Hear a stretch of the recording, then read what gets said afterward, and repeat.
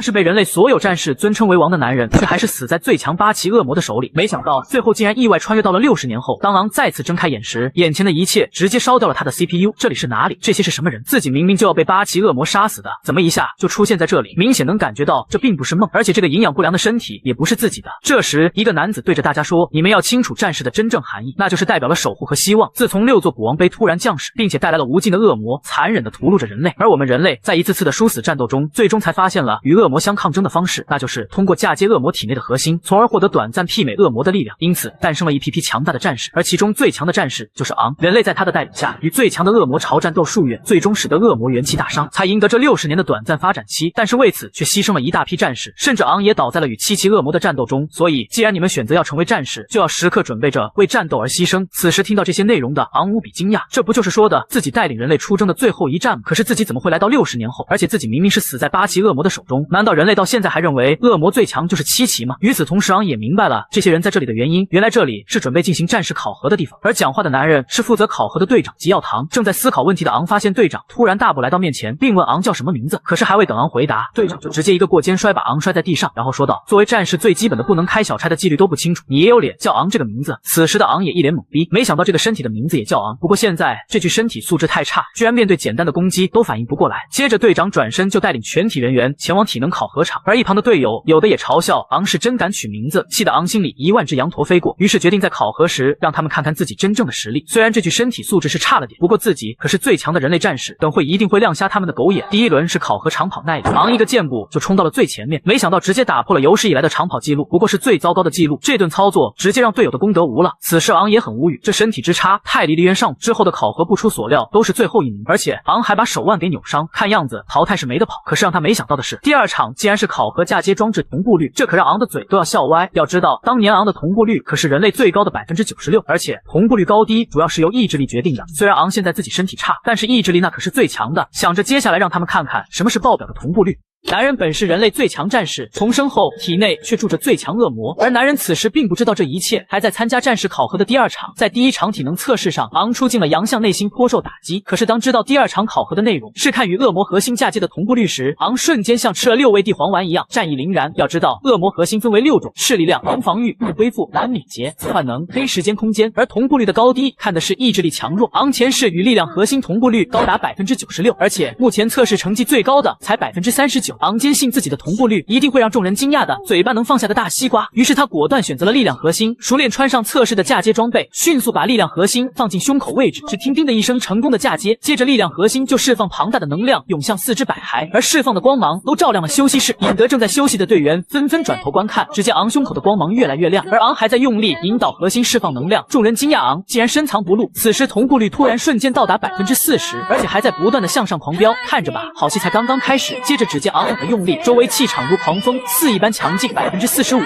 50%、60%。这时连负责考核的队长都怀疑是不是装置出现了什么问题，可昂的同步率还在上涨，65%、70%、80%。众人惊呼这家伙是不是在作弊，肯定是装置出现了问题。而此时的昂是放出如同战神般的威压，要不是这个身板太脆弱，要不是这时低级的核心，现在的你们早已匍匐跪地。突然昂如同掉进大海里，全身的力量被某个东西瞬间吸走，接着胸口的核心猛地碎裂，而嫁接装置直接断开，昂则一口老血向后倒去，而一旁的测试员却以为是装置出错，导致能量超出了昂身体的负荷，屏幕上的同步率则瞬间降到了10%。但是此时队长还有深意的看着昂，真的是装置出错了吗？昂则被惊出一身冷汗，还好10%刚好通关考核。被队友抱起的昂此时有点后悔，觉得装逼过头了，都是万恶的好胜心的锅。回到休息室，昂还在想着刚刚发生的事，自己明明可以超过80%的，就是突然内心好像有个东西吸走了所有能量，而且核心的坚硬程度就算是低级的也不可能碎。就在这时，队长走了进来，并告诉大家第3轮考核的是实战，将会真正的面对恶魔，只有成功击杀才算通关。于是大家忐忑地向着第3考核地走去，而队长捡起地上碎掉的核心，看着昂远去的背影，不知道下一轮考核你又会有怎样的表现。男人身为地球最强战士，重生后却在新手考核中成为笑柄。原来昂在体能测试上直接倒数第1，而在与恶魔核心同步率测试中，以为10拿9稳的昂更是差点被淘汰，最后刚好踩着及格线10%通关。而现在将在城外进行最终实战测试。自从60年前最后一次大战后，人类就一直生活在高墙之内，因为城外都被迷雾笼罩，而恶魔则潜藏在其中。幸好城墙四周有驱除迷雾效果的黑色石碑，才让城四周有一定的视野。此刻昂穿上装置，一脚踏出城门时，突然脚下像踩到湖面一样，一圈圈红色的光波向外荡漾，而昂的意识也跟着向四周延伸，竟然模糊地感受到一些像野兽的身影。就在延伸到一个洞内时，里面竟然满地的白骨，而最深处则坐着一个黑色的影子。影子突然像发现了什么一样，猛地发出一声怒吼，而昂的意识突然就回到了原处。难道刚才那些是恶魔？为什么内心深处会和他们产生某种共鸣？这时一个队友打断了昂的思考，原来他们被安排到一个小组对战恶魔。此时考官一边介绍考核的规则，一边发放战斗武器，还有小型迷雾驱散装置。而考核的内容就是进入迷雾指定发光点，插入迷雾驱散装置获取视野，然后击杀出现的恶魔。而恶魔的等级是最低的无期恶魔。最后考官根据每个人在战斗中的表现进行评估是否合格。接着听考官一声令下，第一小组的人迅速冲向指定地点，并且第一时间安装好驱散装置。当迷雾被驱散后，发现竟然有3头无期恶魔，接着在一阵厮杀后成功击杀恶魔。而此时城墙上站着1、2、3队队长，正关注着下面的战斗。他们在此就是防止考核出现什么意外。尽管附近区域已经反复确认不会存在1期以上的恶魔，但是每一个战士都是未来的希望。而此时昂正和恶魔打得如火如荼，男人体内竟然隐藏着最强8级恶魔，而男人的灵魂更是人类最强战士的重生。可是既然在新兵体能测试上倒数第一，与恶魔核心嫁接的同步率更是低的离谱。而此时昂正在进行最终实战考核，昂清楚自己拥有王者意识，奈何身体素质却是个黑铁。于是昂决定借这次考核对战最低级无期恶魔的机会，刚好测试一下身体的真实战斗力。然后昂对着无期恶魔就是一顿暴揍。此时队友都觉得昂好像在戏耍恶魔，就连城墙上的队长们都夸赞昂气势不错。可是测试结果却超出了昂的意料，神经反应速度慢，力量爆发力不足，身体的柔韧度差，四肢协调也不行。最终得出的结论就是前世的技能一个都用不出来。昂也没心情继续测试，直接就准备结束恶魔的小命。可就在这时，地下突然窜起一道红光，直接就贯穿了恶魔的身体，而强大的气势则把昂击飞，四周则出现无数树藤把昂小队围住，大家顿时都被眼前的一幕惊呆。可就在这时，突然一只爪子从恶魔体内伸出，接着竟然钻出另一个恶魔的头，而远在城墙上的队长们猛地一惊，怎么可能出现1期恶魔？接着急速跳下城墙，向着昂小队位置奔去，而在外围的学员则拼命地向城内跑去。此时的恶魔正在打量着昂4人，接着恶魔竟然断断续续地吐出几个字：人类有同类气息。昂顿时一惊，他在说什么？什么人类是他的同类？不管他是什么意思，得赶紧想办法逃出去。可是恶魔身上散发出来的强大气息，昂知道自己绝对不是他的对手。而就在这时，突见恶魔无只是放出红色能量，猛地射入昂4人的眉心，接着昂4人就直挺挺地倒在地上。而队长们终于也在此时赶到了树藤外围，接着一脚踢断树藤，急速地向着昂4人冲去。可恶魔突然露出轻蔑的笑，然后拉住昂4人，一下就钻进了地底。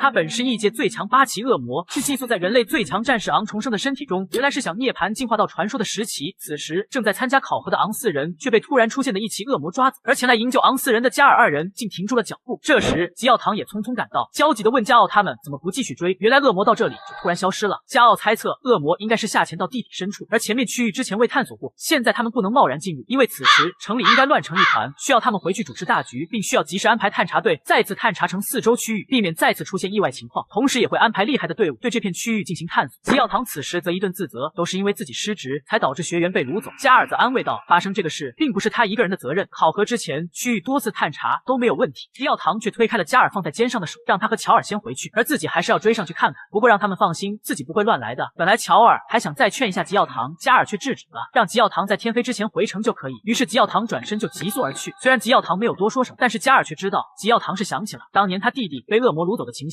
如果他弟弟还活着，应该和昂他们差不多大，所以他不想放弃。而此时被掳走的昂从昏迷中苏醒过来，竟然发现自己和队友被绑在一个洞穴里。不过幸好队友看上去都还活着，当时恶魔那一击，昂还以为大家都会就此死去。就在这时，恶魔突然出现在昂身后，惊讶昂竟然这么快就醒了，怪不得能从他身上感受到同类气息。接着猛地一爪击在柱子上，然后一把掐住昂的脖子，疑惑为什么昂气息会比他还强。昂却嘲讽恶魔在说什么鬼话，自己要是比他强，此时应该是自己抓住他的脖子。接着昂突然激发胸口宝石的能量，一下就挣断困住自己的绳子，并且震退恶魔数步。而昂在落地瞬间快速抽出腰间的刀，猛地向恶魔挥去，恶魔却一个侧身就轻松躲开，接着挥爪横扫向昂脑袋。昂则急忙下蹲险险躲开攻击，然后快速闪身到远处，拉开了和恶魔的距离。如果是前世的身体，现在哪有恶魔喘气的机会？这只恶魔应该是红核力量型恶魔，只能攻击他比较脆弱的关节，还有一点赢的机会。虽然机会渺茫，但是自己绝不可能丢下队友。于是昂急速冲向缓缓走来的恶魔，而就在这时，恶魔竟以极快速度挥出爪子，昂则想要快速侧身躲开，却没想到到身体还是慢了半拍。男人本是战力爆表的人类最强战士，没想到重生之后却战斗力拉胯，直接被低级恶魔绑架，而且想装逼却被一掌穿心。不过受伤的昂不退反进，左手死死抓住恶魔的爪子，右手握刀急速向恶魔砍去，直接砍在他脆弱的关节处，接着用力就扯断了爪子，疼得恶魔发出一声惨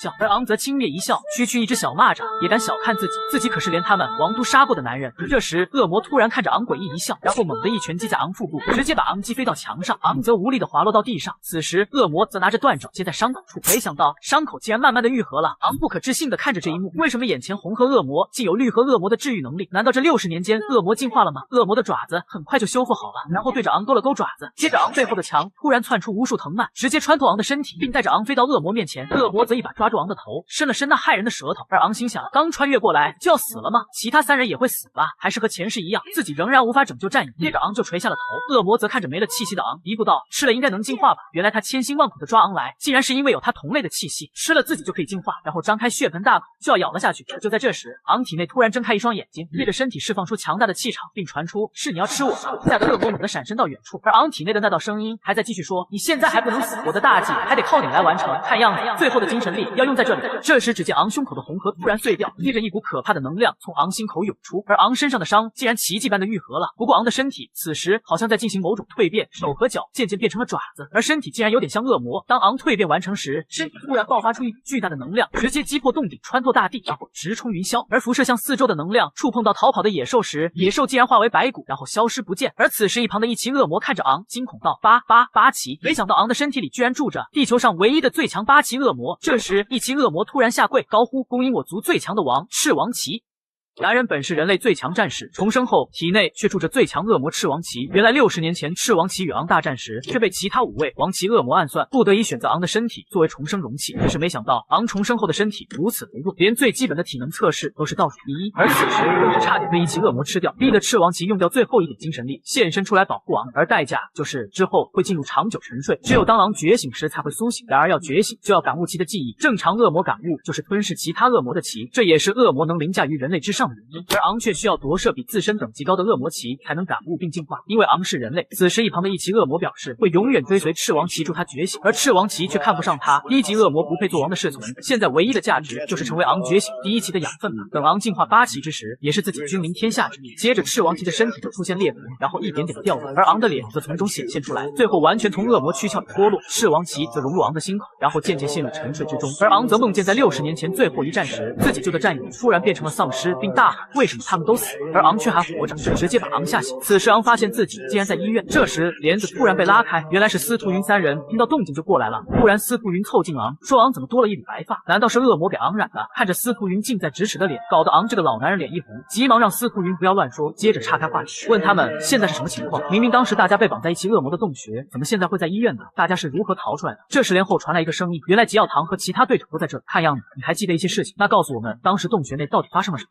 男人本是人类最强战士，没想到重生后体内竟然住着杀死他的最强恶魔赤王旗。可当昂就要被初级恶魔杀死时，赤王旗竟然苏醒救了昂。然而当时昂已经昏迷，并不知道这一切。此时当昂在医院醒来，从队长吉耀堂口中得知，原来昂4人被恶魔掳走后，吉耀堂就一直在寻找他们。而3天前他正在击杀挡路恶魔时，突然远处爆发出强大的能量，吉耀堂就跑去看看什么情况，结果发现昏迷的昂4人躺在一个洞口外。所幸的是一骑恶魔不在，否则能不能带回来还很难说。回来没多久，司徒云3人就醒了，可是他们对被掳走后的事情都没印象，所以吉耀堂他们只有把希望寄托在一直昏迷的昂身上。而且昂身体还发生了一些变化，昂接过奥尔队长递来的镜子，发现自己竟然多了一缕白发。此时昂回想，当时被攻击后就失去了意识，后来也不知道发生了什么事情，而且也不能说与恶魔战斗的事，毕竟自己现在的身份是新兵蛋子，于是就说自己当时迷迷糊糊醒来过，才知道被带到洞里，可是后面又昏睡了过去。吉耀堂听后则露出疑惑的表情，因为当时他发现洞里满墙的血迹，那是只有战斗才能留下的，可是不是昂又会是谁呢？而一旁的乔尔则问昂，之前考核时数据都很差，可和恶魔战斗却很冷静，是不是以前和恶魔战斗过？昂急忙解释自己只是平时喜欢研究恶魔的弱点，只有理论，并没有什么实战经验。而后岔开话题，询问自己的考核结果如何。吉耀堂3人看也问不出什么就走了，让司徒云等人给昂介绍情况。原来昂和司徒云3人都通过考核，并且是一个小队的，大队长就是吉耀堂。小队每月都需要做任务获得积分，积分最少的队伍要打扫城镇1个月，积分高的队伍会获得一定奖励。而现在他们已经落后其他队伍，大家觉得昂既然醒了，小队也是该接任务做了。当昂他们来到任务榜时，只剩下难度高的 A 级任务，不过积分相应的也高。作为小队长的司徒云二话没说，直接接下了任务。而此时的昂却不知，吉耀堂和其他队长正在讨论他。原来吉耀堂考核期间一直都有关注昂，而从昂一路的表现看来，存在很多疑点，而且最主要的是，在昂的身上自己闻到一股说不出来的熟悉的臭味。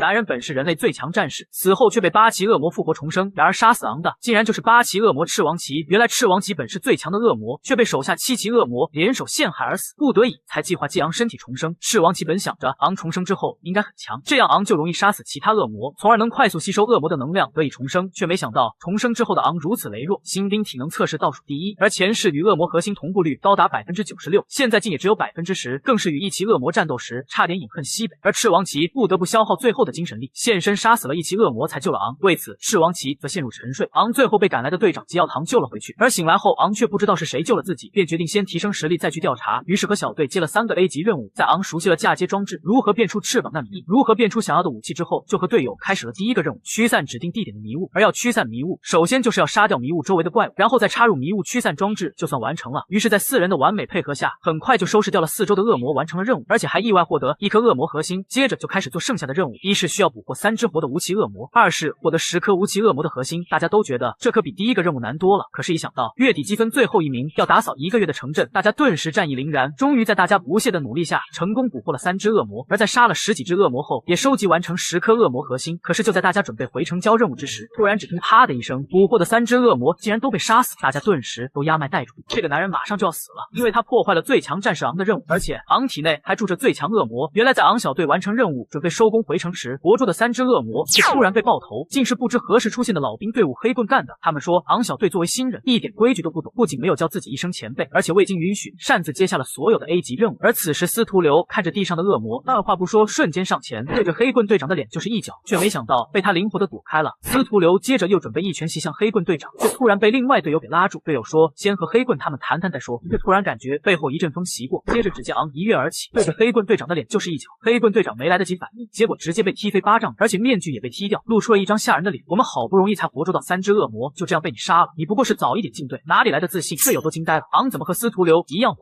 黑棍队长这下则被彻底激怒，直接喊队友掏出武器准备战斗。而昂小队也不是吃素的，接着2支队伍一拥而上，眼看大战一触即发，突然一个身影出现在他们中间，大喝胡闹，而且竟同时接住了昂和黑棍队长的攻击，随后只是轻轻一甩，就把昂2人摔飞老远。昂看着那个身影，心知这架势打不起来了，本想看看现在年轻一辈的战斗力如何，原来来人是大队长吉耀堂，一群不知死活的小鬼。太阳就要下山了还胡闹，是想给恶魔送点心吗？没想到黑棍队长却恶人先告状，说是昂他们先动手的，还打掉了自己的面具。司徒流嘲笑道：“你还没断奶吗？还打小报告？”这时昂队友突然说自己有照片为证，这直接让黑棍队长压脉带住，居然还有这一手。司徒云则跟吉耀堂讲了前因后果，没想到吉耀堂却说这是新队伍成长必经之路，之所以阻止打架，是因为太阳下山后恶魔就要出来，小队积分竞争是允许其他行为，只要不是危及到生命。吉耀堂接着对着黑棍队长说，居然被新兵抢了 A 级任务，而且没找回面子，还被打了一顿，滚回去好好反思吧。接着黑棍队长竟走到昂面前，问昂敢不敢报上姓名，行不改名，坐不改姓。昂黑棍队长顿时一惊，然后大笑，竟然和最伟大的战士昂同名。昂一阵无语，接着又威胁昂一定不会让昂他们轻易获得积分的，而且脸上的伤也会加倍还回来的，然后戴上面具，带着小队的人快速消失了。此时吉耀堂则告诉昂他们，黑棍小队虽然不是最强小队，但是他们以执行力强而出名，他们一定会想尽办法破坏昂小队的任务，而且黑棍队长还没拿出他的武器，不然就算昂小队实力还不错，也一定讨不到好处。接着吉耀堂就让大家赶紧回城，队友则邀请昂晚上一起吃饭，可昂却说晚上有其他计划。队友好奇是什么计划，昂心想我今晚一定要活捉3只恶魔。男人本是人类最强战士，重生后体能考试却倒数第1，更是被老兵欺负的，白天不敢做任务，只能大晚上的偷偷出来做。此时晚饭没吃的昂悄悄的来到城门口，竟发现大门的警戒并不严密，于是轻步上前查看，发现大门居然没有关完，而是留了一道门缝。昂想难道不怕晚上恶魔进来吗？不过刚好方便了自己。昂一想到自己马上就能把任务完成，然后明天气死那些老兵就开心。可是这时突然一个声音传来，我果然没猜错，吓得昂直接压脉带住，然后战战兢兢转过头看去，发现竟然是小队长刘，虚惊一场。原来刘白天听昂说晚上有计划，就猜昂是想单独行动做任务，可昂却说自己只是肚子胀出来散散步，却没想到这时肚子竟不争气的咕噜噜叫了起来。刘一阵无语，你这演技也太拙劣了。昂知道演不下去了，本来是想给你们一个惊喜的，我现在就回去，别去给大队长打小报告，我和你一起去。昂顿时惊讶，刘居然是要和自己去，你有什么计划？我也很想看到老兵吃瘪的样子。与此同时，城墙值班的人员正抱怨着，现在晚上谁还敢出去，直接关上大门不好，你想被队长骂啊？难道忘了几年前有几个逃亡的人就是因为门开慢了几秒，结果就成了恶魔的口中餐？所以从那以后每个城镇都会留一个救命门缝。不说这个了，来给你你看个好东西，醒醒瞌睡。男子果然一瞬间精神抖擞。而正当他们在开心观摩时，昂和刘趁着天黑溜出了城外。这时昂给刘做了一个这边的手势，然后就来到了一个离城不远却被小树木围住的隐蔽地方。然后昂给刘说，等会他把无期恶魔一只只引来，刘则负责使劲敲晕他们。说完转身就钻进了小树林。而刘还有点担心昂是一个人，不过突然发现自己好像也是一个人，瞬间就有点紧张了。不过接着缓缓吐了口气，很快就调整好了状态。果然没过多久，昂竟真引来了一只涉谷的恶魔，然后恶魔就被昂和刘一顿深入的交流，最后恶魔则感动的躺在了地上。就这样很快就捕获了3只恶魔。昂感叹要是前世的身体早就完成了。而这时刘则准备拖着恶魔回城，昂却要把恶魔放在这里。原来无期恶魔脑袋不灵光，不会喊救命，而且他们一时半会也醒不过来，所以放在这里问题不大，明天一早来提交任务就可以。你是怎么知道这么多的？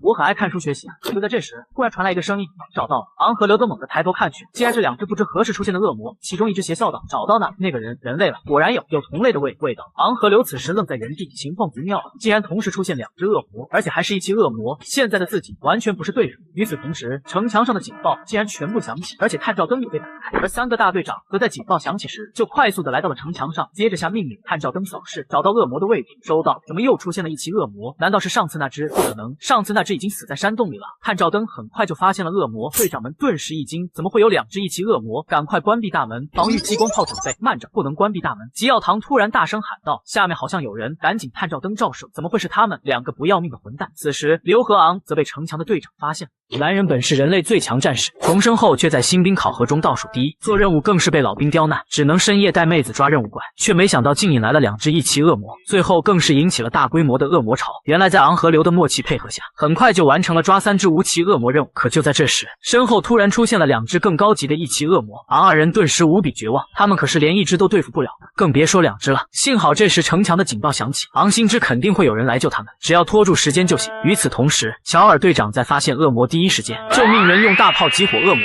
可吉耀堂队长却突然让他停手，原来是发现昂和刘竟在恶魔堆里，众人皆是一惊，这2个大半夜还去城外干什么？而吉耀堂看到地上躺着的3只恶魔，顿时明白了昂2人出现的原因，于是告诉加尔2人，昂应该是想晚上做任务。乔尔无语，有点能力就自以为天下无敌了，晚上出城不等于找死，已经这样了，先就回来再收拾他们。吉耀堂说完就弹射了出去，而加尔也和吉耀堂一起向着昂2人赶去。此时恶魔也知道被发现了，于是准备快速的擒下昂2人，而昂发现这些一期恶魔的目标好像都是自己，和上次洞穴那只是一样的，难道是因为自己重生，还是说之前昏迷后在洞穴发生了什么事？就在这时，恶魔已经向着2人袭来，只见恶魔落地瞬间，下一秒就出现在昂2人身后，对着刘就一爪挥下，同时邪笑道，先杀没用的。危急时刻，昂迅速一把推开刘，2人迅速向两边弹开。就在恶魔吃惊2人反应挺快时，刘1.8米的大长腿就向着恶魔面门袭来，可是踢到一半就被什么东西缠住，原来是另一只恶魔出的手，而且快速的就把刘5花大绑。接着恶魔一用力，刘便没有了还手之力，昂顿时心知不好，可恶魔又突然出现在他面前，眼见拳头就要轰到昂，恶魔却突然被一拳击飞，原来是吉耀堂及时赶到。此时恶魔按着脑袋，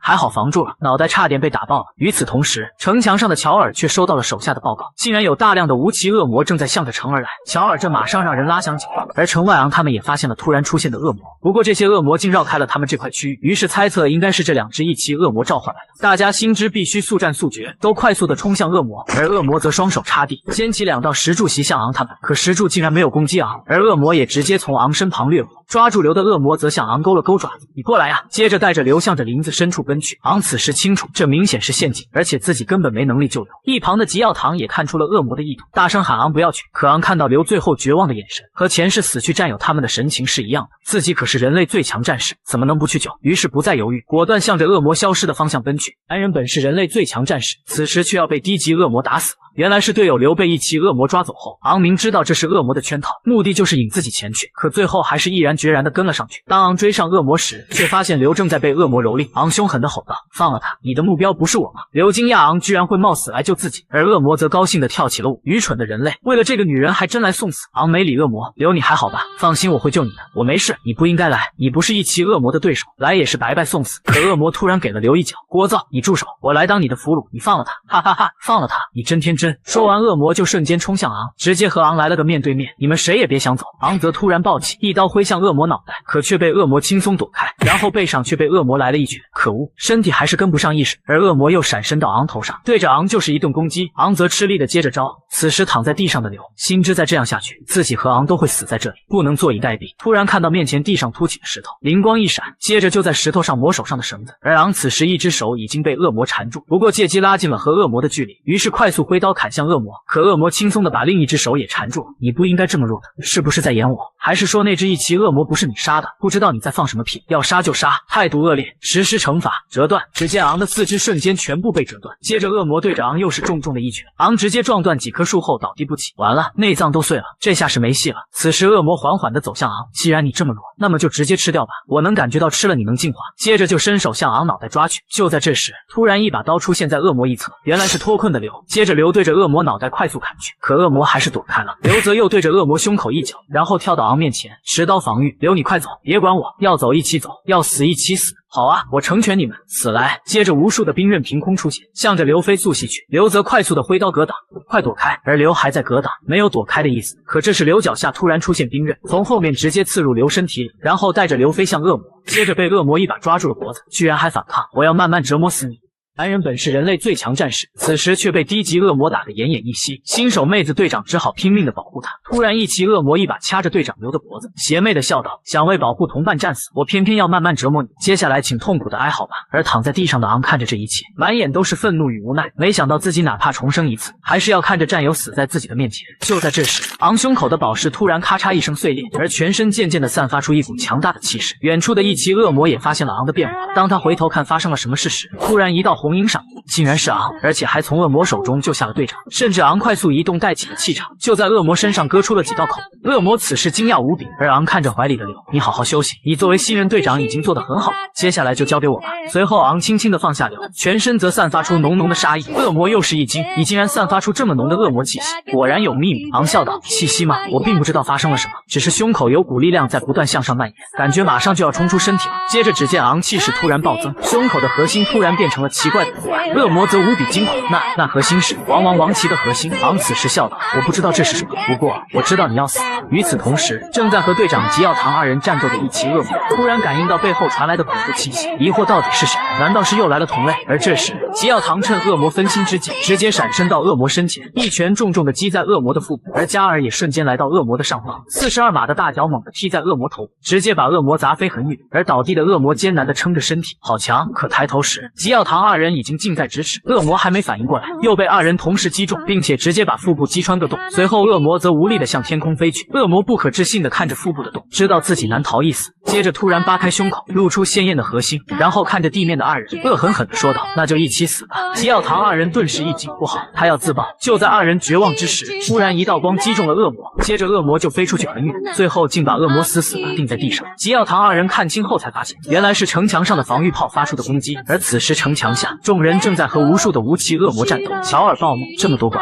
根本杀不完，接着大喊众人回城抵御。远处的吉耀堂二人也发现了城墙的危机，此时吉耀堂很无奈，心知昂二人应该凶多吉少了，于是只能迅速回城去支援。与此同时，一骑恶魔看着眼前的昂惊讶道：一骑恶魔？不对，你还要更加强大点，人类为什么会长出起来？不可能的呀！原来此时的昂头上竟然长出了一个角。接着昂指间蓄起一股绿色能量，笑道：这也许就是我重生的意义吧，让我拥有恶魔的能力，然后改变世界。说完就把蓄好的绿色光球弹了出去，那光球竟直接飞向地上的刘，同时在快速的治愈刘的身体。恶魔更加吃惊道：治愈能力？你是木系恶魔？此时的昂脑中也有了些许之前的片段记忆，知道自己或许是吸收了之前那只一骑恶魔后，获得了那只恶魔的能力。如果是这样的话，那么吸收眼前这只恶魔，自己就会拥有水系的力量。而此时恶魔只觉得眼前慢慢变黑，昂竟如神一样召唤出一棵巨树，然后兴奋地说道：你准备好接受死亡的审判了吗？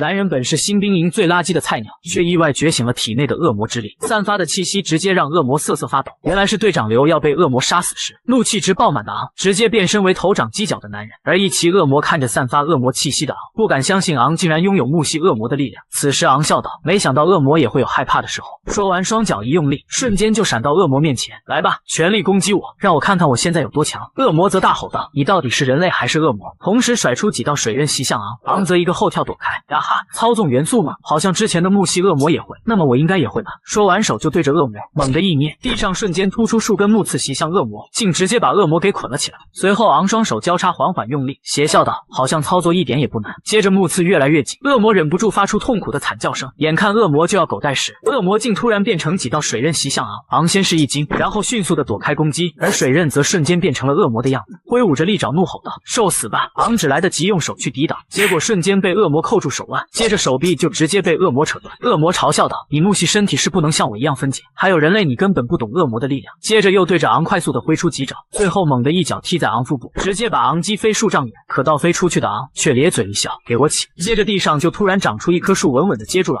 昂。昂缓缓的站起来，确实，我现在还不能很好的运用恶魔的力量，不过我曾经可是人类最强的战士，论学习能力，我说第二没人敢说第一。接着只见昂断掉的手竟然在快速的生长，眨眼间手臂就恢复如初。恶魔则是一惊，这么快就学会木系的自我恢复，看见了吧，我的学习能力不是盖的，那么接下来就该送你上路了。说着就一脚踏地，身形微屈，瞬间就弹射而出。就在要落地时，地上突然出现一根树枝，直接用力把昂顶飞。接着地上连续不断的出现树枝，一眨眼昂就来到了恶魔面前。恶魔想要躲开，身体却一动不动，原来脚被不知何时出现的树枝捆住了。而在恶魔愣神之时，昂的双手瞬间就抱住了恶魔的脑袋，接着五指用力插进了恶魔的皮肉里。怎么还想要逃吗？和你的战斗突然有点无趣了。接着只见昂五指不断往恶魔体内注入绿色的液体，而恶魔的身体竟在不断的膨胀，最后更是直接爆炸开来。昂却一点事都没有。这时恶魔的核心突然汇集无数的水元素，接着竟变成恶魔袭向昂，眼看就要击中昂的脑袋，却被突然钻出的树枝直接刺穿。我知道你身体能分解，可是你的核心不能吧？接着就把恶魔的核心顶了出来。恶魔还想要去抓核心，昂却先一步拿走了，然后邪魅的看着恶魔，你的核心我就笑纳了。恶魔则在渐渐的融化，最后化成了一滩水。此时昂高高举起恶魔核心，然后直接捏碎，接着就吞掉了核心中流出的不明液体。男人本是人类最强战士，此时却变成了一只恶魔，而且还要杀自己的队友。原来是昂杀了一期恶魔后，就吸收了一期恶魔的核心力量。可是此时昂却像变了个人似的，邪恶的看着远处昏迷的队长，接着突然变成一滩水，快速的靠拢去，随后又凝成昂的样子。此时的昂眼神冰冷，而嘴里断断续续说着吞噬人类。接着突然一爪打破了流的防护罩喜向阳，可爪子却在离流只有 0.01 毫米时停住。可恶，混蛋，住手！竟然是昂用自己的另一只手挡住了自己的攻击，我怎么可能杀自己的同伴？接着昂突然爆发强大的气势，大吼：脑袋里的东西给我滚出来！此时昂体内的八岐恶魔惊讶，昂竟然能反抗自己的意志，有趣的很。与此同时，城门口众人正与无岐恶魔战得如火如荼，而无岐恶魔竟渐渐地向着城墙爬了上来。这时只见一男人蓄力一拳，直接震飞数只恶魔。接着男人说道：为什么不见昂河流？女人则一刀解决掉身后的恶魔。刚刚听说有两人偷偷溜出城，被两只一岐恶魔盯上，我估计就是昂河流二人。男人顿时一惊，那不是死定了？女人也无奈，希望他们能活下来吧。此时正在战斗的三队长乔尔问吉奥唐二人：你们两个核心状态能量还有多少？刚刚杀掉那只一岐恶魔用了一大半，我也和堂堂差不多。你有什么计划？我们蓄力打出一波大的伤害，让这些无岐恶魔恐惧应该就会退去。接着三人就各自开始蓄力，只见吉奥唐和加尔用力一挑，瞬间一下就来到了万米高空，然后迅速的向着地面攻去，强大的气势直接震惊地上的一众恶魔。接着只听一声巨响，众多恶魔竟直接被炸得四散开来，而地面则形成了一个浓烟滚滚的大坑。乔尔见此也不甘示弱，直接把速度拉到极限，瞬间变成了一台恶魔收割机。在三人的合力下，恶魔与城墙之间出现了一个真空地带，墙上的众人见此皆是高呼队长牛逼。就在乔尔松口气时，突然惊恐万分，小心有什么厉害的东西过来。而此时无岐恶魔竟然纷纷的让出一条通道，待三大队长看清时皆是目瞪口呆，那是昂，竟然是众人都以为死去的昂抱着流回来。男人本是人类新兵中最菜的一个，此时一声吼劲吓得众多恶魔魂飞魄散，可最后队长们却怀疑他是恶魔。原来当队长们正在疯狂的收割恶魔时，恶魔居然纷纷让出一条道来，竟是昂抱着流从恶魔堆中走了出来。队长皆是一惊，昂二人居然能在一岐恶魔手中活下来。就在这时，众多恶魔突然扑向昂二人，队长们急忙上前救援，可没想到就在恶魔要抓到昂时，昂突然回头，满脸带着杀气的说道：滚开！接着一股强大的气场从昂体内爆发出来，恶魔皆是一惊，随后竟然都瑟瑟发抖的匍匐在地，接着疯狂的向外跑去。看着恶魔如潮水般退去，城墙上的人顿时一惊，接着齐齐欢呼起来。队长威武，队长霸气。而队长们疑惑恶魔真的是因为他们打跑了吗？可吉奥唐则心想会不会是因为昂的原因。这时原本抱着流的昂突然就重重的跪倒在地上，队长们皆是一惊，而昂此时的意识竟然出现在一个骷髅头上。这时突然传来一个声音：你很享受我的力量吧？昂惊讶问道：你是谁？你可还记得前世你最后见到的恶魔吗？你是当时那两只八岐恶魔之一。这时突然一个红色身影出现在昂身旁，不错，就是我赤王旗最强的八岐恶魔。昂顿时激动起来，你对我身体做了什么？你为什么要选我？这些你以后都会知道的，现在你只需要知道不停的杀恶魔成长，最后使身体无限接近我原来完美的身体。我凭什么要听你的？去死吧，狗杂碎！可这时一个声音突然传来：昂兄弟，你这是干嘛？快放开手！昂稳住心神，定睛一看，不知何时自己己一只手竟扯住了刘的衣服，看着会员才能看的画面，昂突然冒出一句好白，接着惊恐道：“我这是在干嘛？”随后只听啪的一记耳光，昂就被众人齐齐按倒在地上。你小子竟然敢对我们小姐动手动脚！不要以为你救了她就可以为所欲为。这时一个声音突然传来：“不闹！”原来是刘的父亲和3位队长。随后吉耀堂表示有些话需要单独跟昂说，于是很快大厅就只剩下3位队长和昂。这时吉耀堂先开口：“从新兵考核到后来的一期恶魔出现，还有这次的恶魔潮，你有什么话要对我们说吗？”一旁的乔尔队长则说道：“还是我来说吧，昂，你是不是恶魔？”男人拼命才从恶魔手中救了队友，回来后却被队长认为是恶魔变的，直接抽出刀就要打了男人。此时3大队长看着刚醒来的昂：“你是不是恶魔？”昂顿时一惊：“你们在说什么？恶魔？我怎么可能是恶魔？那你是怎么从一期恶魔手中救下你的？或者说你本来就是恶魔变的？”昂此时心里慌得一批，难道要说出自己的秘密吗？可那样的话，他们肯定第一时间就嘎了自己，毕竟自己体内住着的可是最强的恶魔。这时乔尔直接抽出武器，再不说我就要动手了。看样子他们是真的想要嘎了我。这时加尔却说：“好了，乔尔，别吓昂了。要知道，只有4期以上的恶魔才能幻化成人形，那么高级的恶魔根本没必要来我们这 C 级小城镇。”吉耀堂也开口：“还有一点，恶魔是不会救同伴的。”昂当时拼命带着刘回来的样子历历在目。这时乔尔突然拍了拍昂：“我就是想逗逗他，你们那么认真干嘛？”刘却无语：“有你这么开玩笑的吗？”这时吉耀堂问道：“刘在被恶魔打晕后就不知道后面的事，后面到底发生了什么事呢？难道你真的把一期恶魔给嘎了？”这时昂灵感一闪：“对的，我就是把一期恶魔给击杀了，因为我是战斗天才。”说完昂顿时觉得说过了头，其实是我一次性汲取了大量的恶魔核心能量，出其不意的杀了恶魔。加尔一惊：“就像我们激发核心能量那样吗？”昂回答：“对的。”可心里还是慌，他们会相信吗？乔尔笑道：“如果真是那样，你也算得上是一个天才了，因为能量太过猛烈，所以每次释放后就晕了过去。”吉耀堂也想起每次发现昂时，他胸口的恶魔核心就是碎了的。不过吉耀堂还是有点疑虑，接着就要和昂过招。昂心知吉耀堂还在怀疑自己，直接就答应了。可是昂清楚自己现在这具身体根本打不过，除非是用上恶魔的力量，可那会不会被发现呢？这时吉耀堂说道：“来吧，就让我看看你击杀恶魔的力量。”接着全身就开始蓄力，随即瞬间就弹射而出袭向昂。昂也同时向后撤步躲开了这一击，可吉耀堂又是一个扫堂腿。昂在险险的躲开后，看到地面的沟壑，顿时无语，这是来真的呀！加尔也是吓一跳：“堂堂你温柔点啊！”吉耀堂看着昂：“你小子的反应能力确实不错，不过我要开始认真了。”接着一拳就砸向昂，昂又是勉强躲开了。可突然吉耀堂又瞬间出现在他身后，猛地一把抓住他的脖子，随后脚直接踢向昂的腿，一把就把昂扔飞撞到了墙上。“你就这点实力吗？那可称不上天才。”此时昂吃力的站起来，心想：老子前世可是人类第一战士，算下来你还是我孙子呗。在座的粉丝都是你爷爷，既然如此，就借点恶魔的力量来用用。接着一股王霸之气猛地释放出来，携带着强大的气势走向吉耀堂。“队长，现在该轮到我开始攻击了。”吉耀堂震惊，这股气息，此时的昂如同地狱走来的恶魔，最垃圾的新兵却释放出强大的恶魔气息，随后更是把号称恶魔克星的队长打趴下。没想到最后还意外收获了一个武道世家的老丈人。原来吉耀堂等人怀疑昂是恶魔后，昂谎称自己是天才，为了证明只能和吉耀堂单挑，谁知赤身肉搏根本不是对手，最后只能借助体内恶魔的力量，随即就释放出强大的恶魔气势来。没想到胸口低级核心的同步率竟也在不断上升，这直接震惊了乔尔等人。难道我们城镇真的要出了个大天才？吉耀堂离得近更能清晰感受到，昂的同步率竟然突破40%，还在继续上升。要知道新兵第一天才司徒流都才39%的同步率。这时昂说话打断了吉耀堂的思考：“队长，接下来就轮到我攻击了，可要小心了。”随即就挥拳冲了上去，瞬间就到吉耀堂面前给了他一拳，却被吉耀堂双手交叉挡住了攻击。不过还是震惊昂的速度比刚刚快了2倍多，可昂却是嘴角一咧：“队长，这可是假功哟！”接着单手撑地猛地旋转身体，迅速一个横扫踢向吉耀堂的脚。可吉耀堂不慌，反而笑道：“臭小子，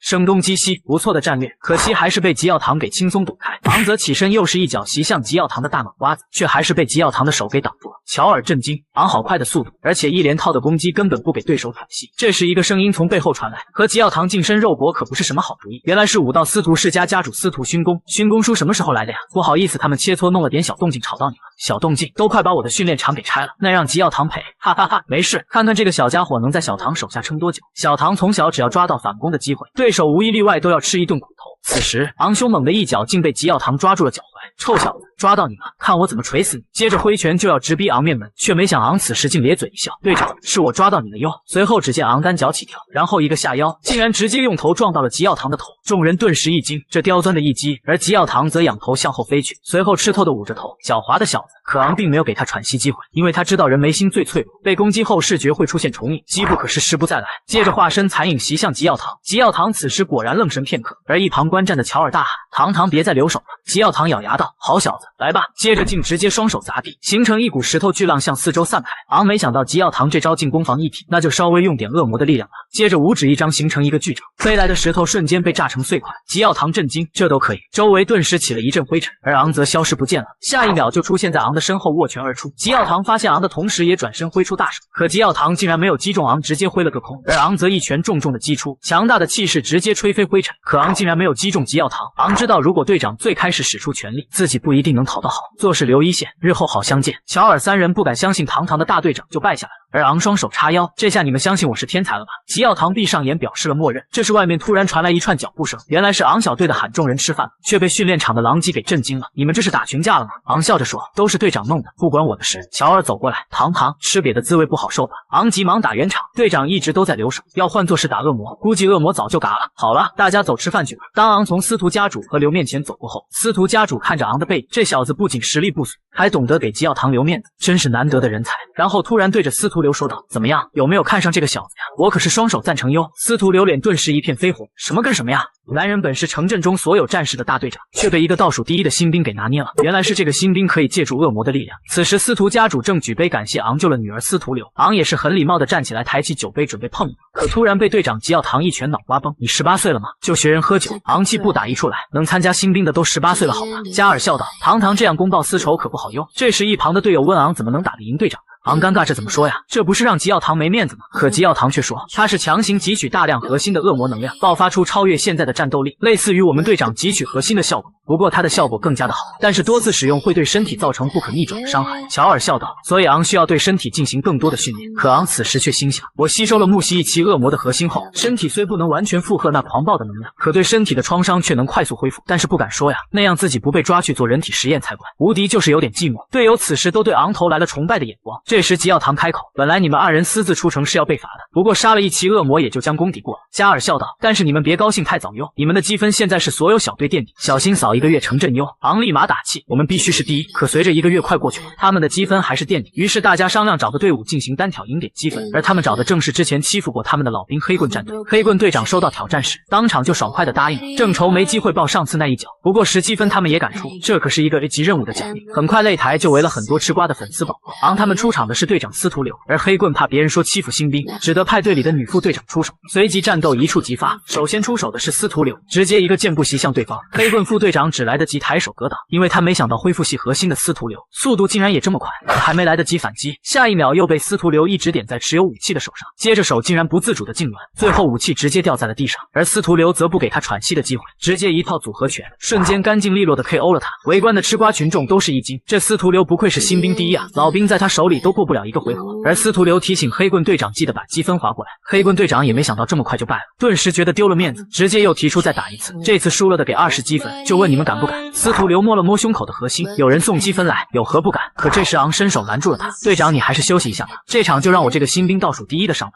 男人本是新兵中最弱的菜鸟，却秒杀了老兵队伍中号称枪王的队长。原来是男人借用了体内的恶魔之力。当黑棍队长要单挑司徒刘时，昂自己跳出来表示接下这一战，并嘲讽黑棍队长不会怕了自己这个新兵吧。此时黑棍队的都说昂这个激将法太明显，傻子才会上当。可黑棍队长突然指着昂，怕你？我怕把你打得叫爷爷。黑棍队的顿时震惊，队长这就上当了。随后二人直接上了擂台，顿时周围围了很多人上来。黑棍队长直接拿出自己的大家伙，表示用的是空气弹，不会伤人，但是会很疼。昂没想到现在都这么发达了，60年前可是只能真刀真枪的练习。随即昂打趣道，那你可要打准点，我皮有点痒了，那拿出你的武器我们开始吧。昂顿时想起以前用的武器不知道去哪里了，现在就配了一个小刀，不顺手，算了，直接拳头来吧。拳头？你这是看不起我吗？对啊，这个新兵也太嚣张了。昂扣了扣耳朵，行了，开始吧。黑棍队长突然眼神凌厉，哪怕你是只兔子，我也不会手下留情。很好啊，你全力以赴最好。此时昂的队友笑道，要是他们知道昂不仅击杀了一期恶魔，还战胜了队长，表情会是怎么样的呢？而司徒刘却惊讶，没想到昂能战胜大队长吉耀堂，我这个队长的位置怕是不保了呀。这时裁判一声开始响起，昂和黑棍队长战斗正式开始。黑棍队长率先拉开和昂的距离，毕竟1寸长1寸强，而昂却心想直接拿出全部实力，速战速决吧。可黑棍队长此时已经架起了加农炮，这个时候还发呆找死，随即抬手就是一发空气弹，而昂双眼一瞪，然后迅速侧身躲开了攻击，落地瞬间弹射而出，眨眼间就到了黑棍队长面前。而黑棍队长不禁反笑，刚刚的那是诱发弹，等的就是你上来。随即就连开3发，而昂此时心想刚好练习一下水系恶魔的技能，然后一下就变成了一条水流躲开了攻击。黑棍队长长惊讶地看着迎上来的昂，看样子只能用那招了。而观战的黑棍队激动，队长要用大招了，那可是所有能量打出的高浓缩炮弹。这时黑棍队长大笑，如此近距离，看你如何躲开。可这时昂手指突然涌出绿色的能力，接着黑棍队长的脚就被树枝缠绕，身体一歪，强大的一发就向天空射去。而昂一把抓住黑棍队长的武器，猛地一掌打在手肘处，接着又是重重的一脚，黑棍队长直接飞出数米远，众人顿时一惊，队长这就败了。而昂笑道：“这20分我就笑纳了。”黑棍队长此时还在懵逼中，这才开始就结束了。而昂的队友齐齐欢呼，随后很多新老队伍都来挑战昂他们，不过大多数都被昂小队的击败了。就这样，到了月底，积分竟然冲到了第一，成为了吉耀堂带领的队伍榜首，将会参加3支榜首队伍的总决赛。此时吉耀堂3人还在惊讶，昂小队近几天就从垫底到了第一，而加尔却说：“堂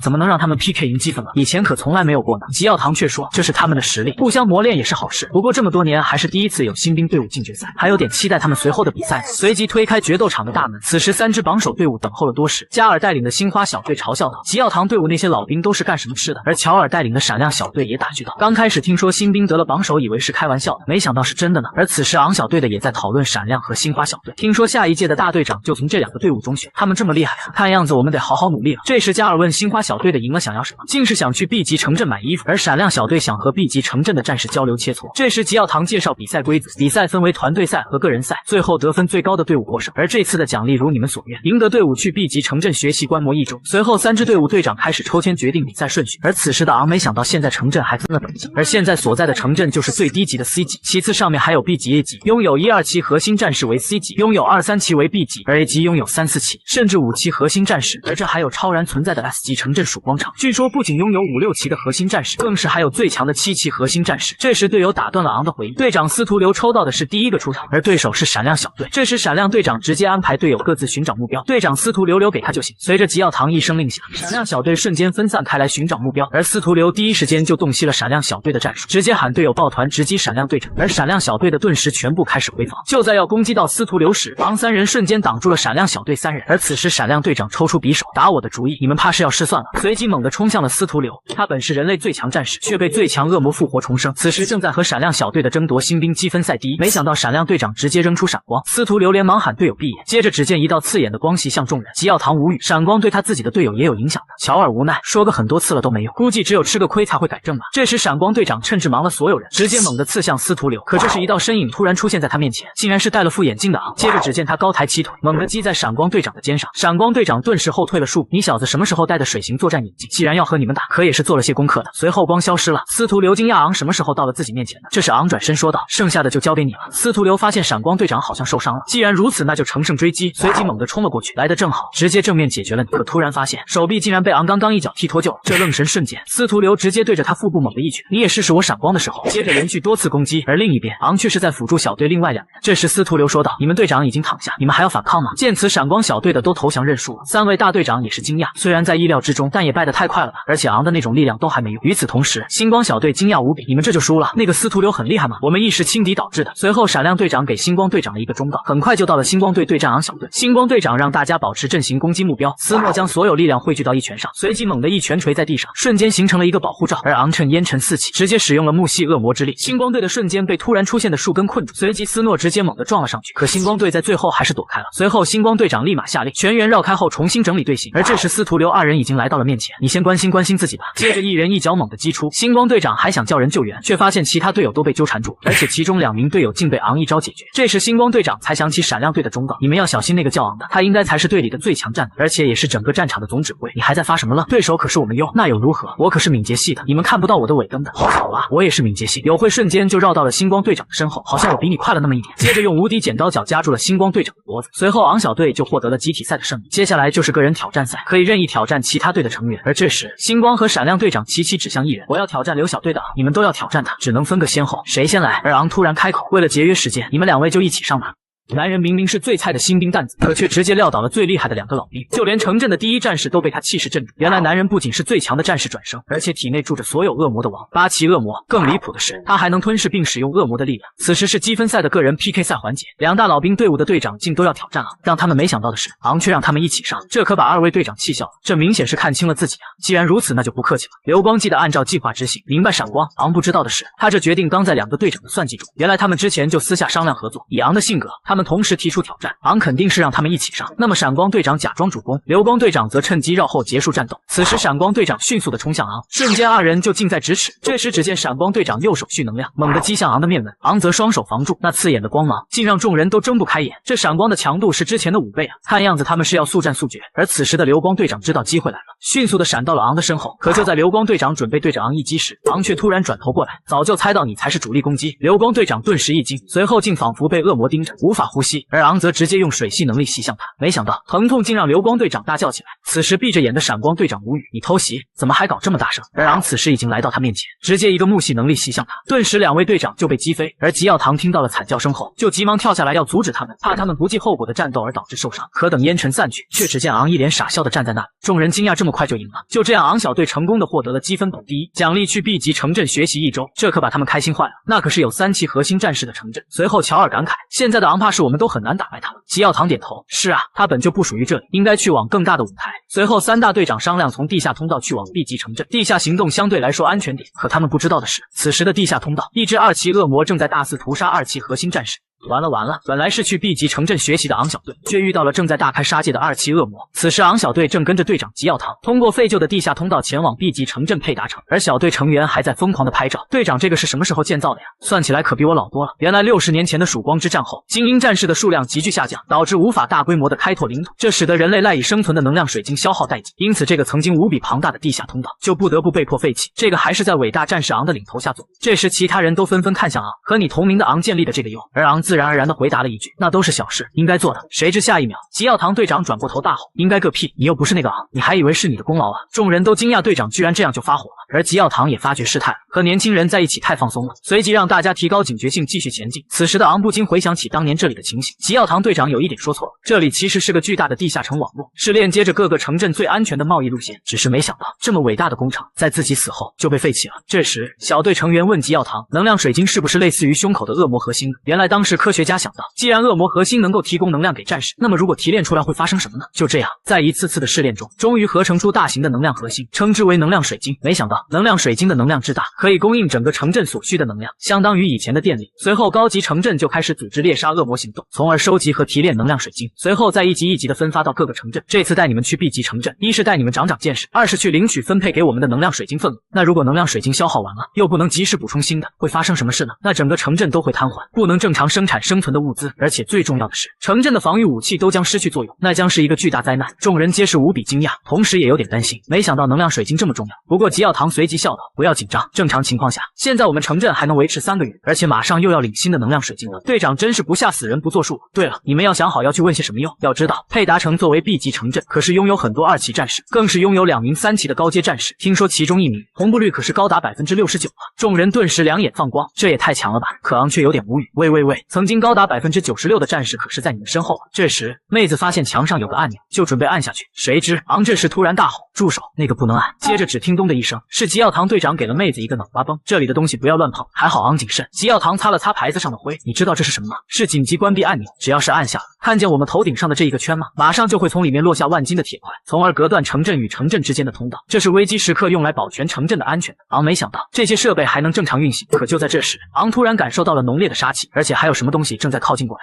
随即直接激活核心，拿出匕首。吉耀堂一脸懵逼的看着昂，可下一秒他也感觉到了血腥味，同时惊讶，昂竟先他一步觉察到了异常。不过现在不是想这个的时候，随即叫大家做好战斗准备。而这时吉耀堂更是一脚踩到了一滩血，黑暗中一个红点也在慢慢的靠近，可等走近一看，竟然是受了伤的佩达城战士。他看到昂他们后，直接就无力的倒了下去，众人都围了上去，你怎么了？佩达城发生了什么事？这时战士断断续续的说道，恶魔潮袭击了佩达城，而且已经拉响了弃城警报。吉耀堂顿时一惊，弃城警报？这时其他人做着防守姿势。队长，什么是弃城警报？我们要去支援吗？吉耀堂沉重的说道，只有一种情况下才会拉响，那就是全城的战士都战死了。众人顿时无比震惊，那不就表示佩达城已经沦陷了？昂也震惊，那不是死了很多人了？可就在这时，突然黑暗中传来破风之声，接着一道能量直接贯穿那个战士，随随后更是把他拉向了黑暗。突然，一只手猛地抓住他的头，找到你了。这时，一个身影缓缓地显现了出来，竟然是一头2期恶魔。随后，恶魔发出瘆人的笑声，没想到还有活人啊！看样子又有的玩了。这只恶魔正准备杀了眼前这群人，谁知下一秒，其中一个男人竟变成了恶魔的样子，接着更是猛地一爪就击穿了他的心脏。原来，当恶魔扔出夺命之钩袭向黄毛时，却被吉耀堂及时挡下了这一击。恶魔没想到他还有2下子，可此时吉耀堂的手却被严重灼烧，如果再来一击，肯定是接不下来了。于是突然抓住昂的手，同时拉起其他几人就跑。可恶魔哪能放过他们，直接化身火焰，瞬间就追了上来。众人心知现在只有按下墙上的按钮，在恶魔追上来之前落下巨石阻挡，才有活命的机会。可是此时恶魔已经近在咫尺，根本不可能把他阻挡在巨石另一边。谁知这时昂猛地推了一把吉耀堂，而吉耀堂则拉着其他几人瞬间跌落到远处。众人顿时明白，昂是想要自己拖住恶魔，给他们争取逃跑的时间。恶魔也看出了他的意图，随即直接一个弹射袭了上来，而昂则果断一拳击在了按钮之上。接着一道门缓缓地从通道顶部落下，司徒流顿时想要去拉昂，可根本来不及，只能看着恶魔伸出大口扑向昂，最后巨石重重地落在地上，把恶魔和昂隔在了另一边。此时吉耀堂知道不是伤心的时候，可是现在就算把另外2名大队长喊来，也是打不过这只2期恶魔的。众人皆是一惊，那就没有其他办法救昂了吗？而司徒流还在不断地捶打着巨石，吉耀堂无奈，不要打了，那个门3期恶魔都很难破开，至于其他的办法。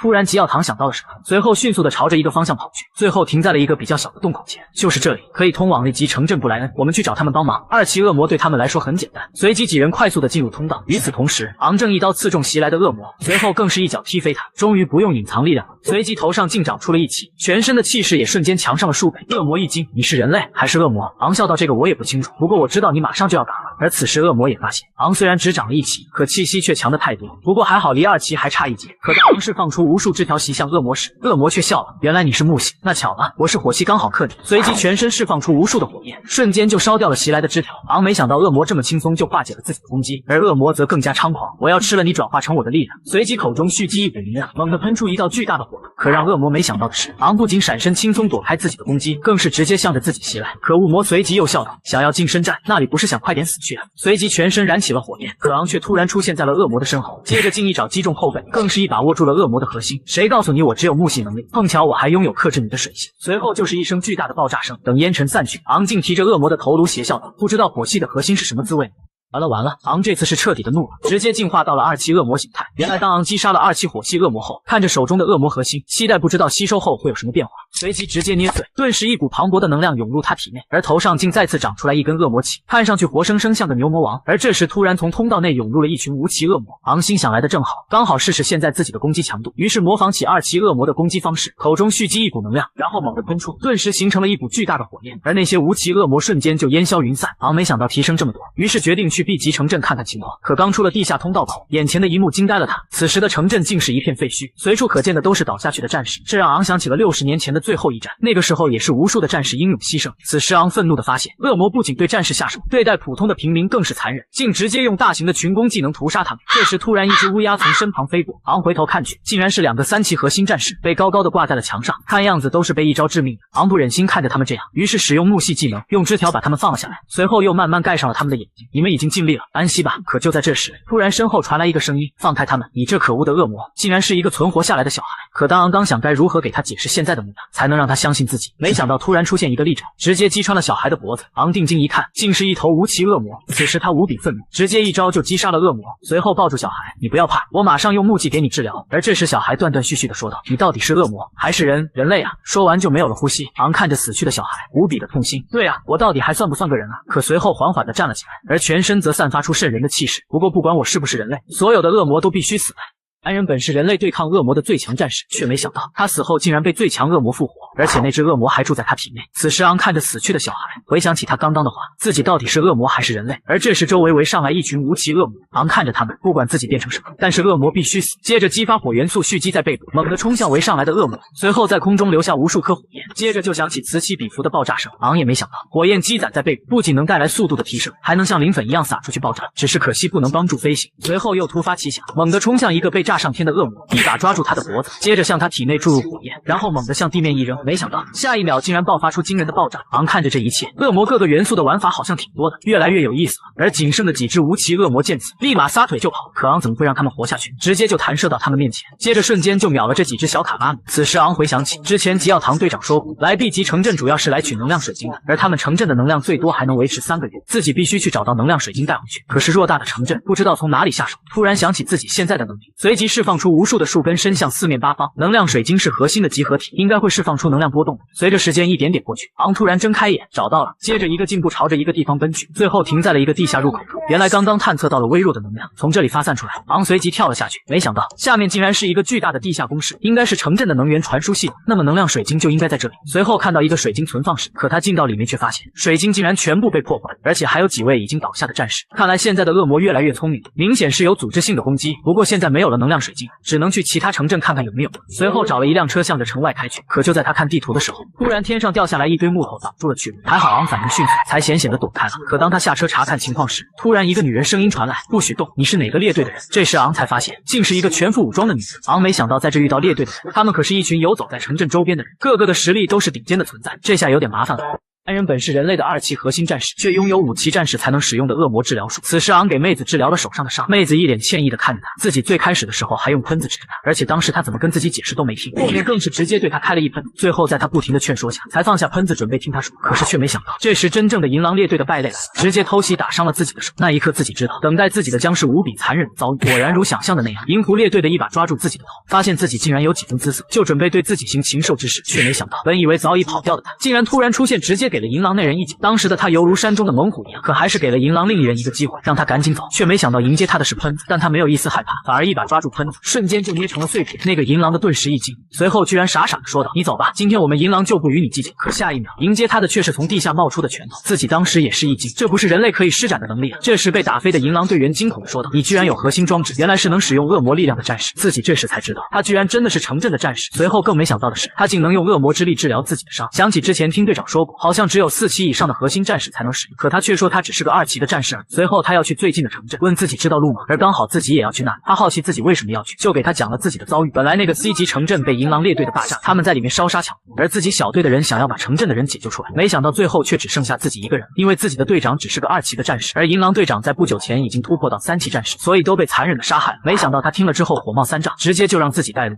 男人只是拥有2期恶魔力量的战士，却遇上了更强的3期紫色核心恶魔。原来是昂在妹子的指引下来到最近的城镇，不过妹子说城镇里有一群强盗，为了不打草惊蛇，他们就在离城不远处下了车，随后准备悄悄地摸过去。可没想到这时突然出现了一堆无期恶魔，妹子还没来得及做出反应，那些恶魔下一秒就被昂给制服了。妹子疑惑为什么不直接杀了他，昂解释怕他们的血会引来其他恶魔。随后2人就来到了城门口不远处的草堆里，可是奇怪的是，偌大的门口却没有人守。就在这时，突然从城内跑出来一对父子，好像在逃命似的，而他们身后则突然出现一只手，一把抓住男人的头砸在了地上。妹子认出那是银狼猎队的，立马就要开火救那对父子，可是昂却一把拦住了他：“你这个很容易暴露目标，我们要先计划好再行动。”可这时妹子突然惊讶道：“快看那是什么？恶魔的手吗？”此时只见一只巨手从城内伸了出来，一把拎着那对不省人事的父子回到城里。随后妹子转头准备问昂怎么办时，却发现昂已经到了城门口。妹子无语，不是说好的要计划一下吗？接着也跟了上去。到城门口时，发现城门口的那2个银狼的人已经被放走，可突然他发现不对劲，这2个人怎么好像死了很久一样。而此时城里昂正在快速的收割，为了抓紧时间救人，昂直接一招连击解决了所有的人。这时昂发现这些人好像都被控制，因为背后有一条黑线，于是准备自己循着线找到幕后的那个恶魔，而让妹子去其他地方看看还有没有人。昂顺着黑线很快就到了一个城堡门口，他二话不说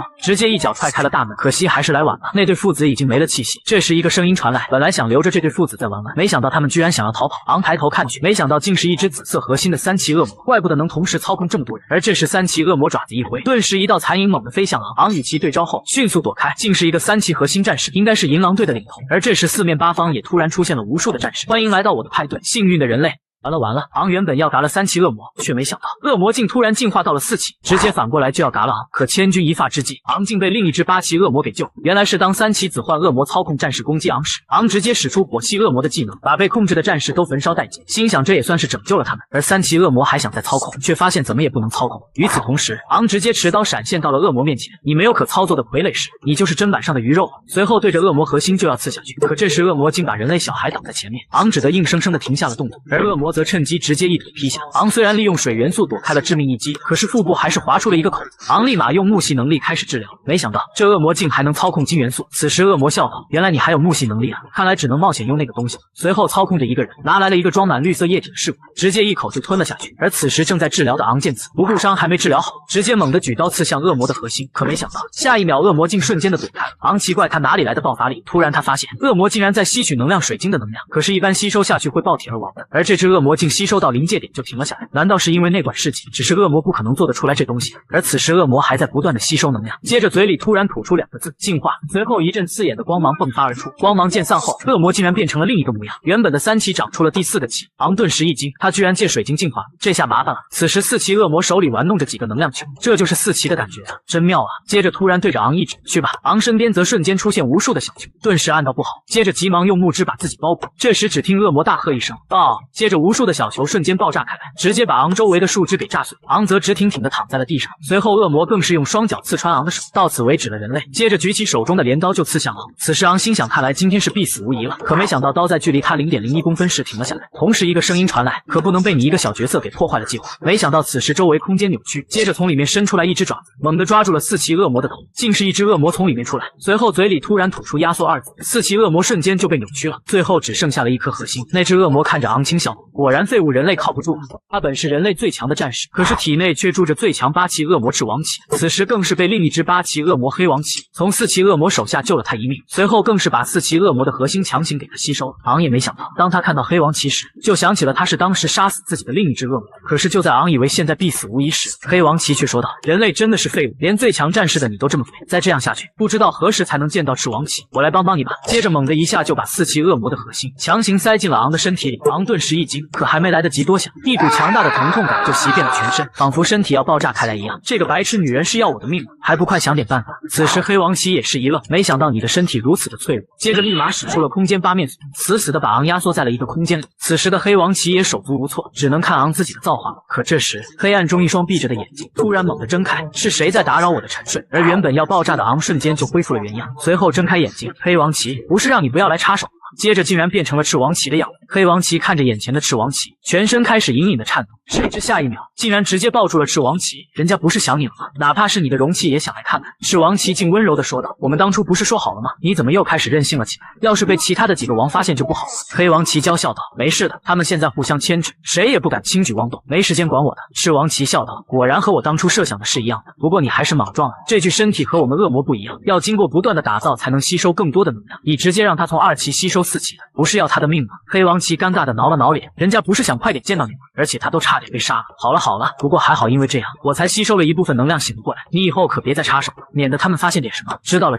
黑王旗还想再说点什么，可是远处突然传来一个声音，竟然是一个人类女子。黑王旗笑道：糟糕，忘记清理4周了。而赤王旗则冰冷的看着妹子。与此同时，昂的意识正在向无尽的黑暗落去。当他再次醒来时，震惊的发现猎队妹子竟然死在自己面前。他不敢相信的看着眼前的一切，难道是自己杀的吗？自己真的变成了恶魔吗？瞬间一股无尽的怒气从体内迸发而出，强大的能量直冲云霄。而同时昂的身上则又长出了2个气，竟成功的进阶到了4期。他本是人类最强战士，此时却变成了4期恶魔，并且不受控制的杀了自己的队友。昂回想起之前和妹子一起的点点滴滴，无比沉重的点燃了妹子周边的木材。如果有下辈子，希望你能去一个没有恶魔的世界。随后思考起之前发生的事，那只8期女恶魔和体内这只恶魔一定有关联，不知道他们到底是什么居心。不过现在也无法探测，只能先去其他城市找能量水晶，还有就是搞清楚那个能让恶魔进化的试管来历，那个不是恶魔能制造出来的。还有不知道司徒流他们现在怎么样了。与此同时，吉奥唐几人来到了 A 级城镇布莱恩，并且请求5期核心战士科特去支援。可他们得到的消息 ，B 级城镇佩达城遭受高级恶魔潮，已经沦陷了。你们要救的那名叫昂的战士估计也死了。可吉奥唐相信昂还活着，科特也不好直接不作为，于是说会安排侦察队员路过的时候留意一下。随后说自己要去处理猎魔大赛的事。等他走后，妹子有会问道：队长，什么是猎魔大赛呀？那是 S 级城镇曙光城举办的，为了就是通过击杀不同等级的恶魔，来选出一批天才级的战士，而且还会给予独特的奖励，是所有战士都向往的比赛。不过最低也要 B 级城镇的才能参加。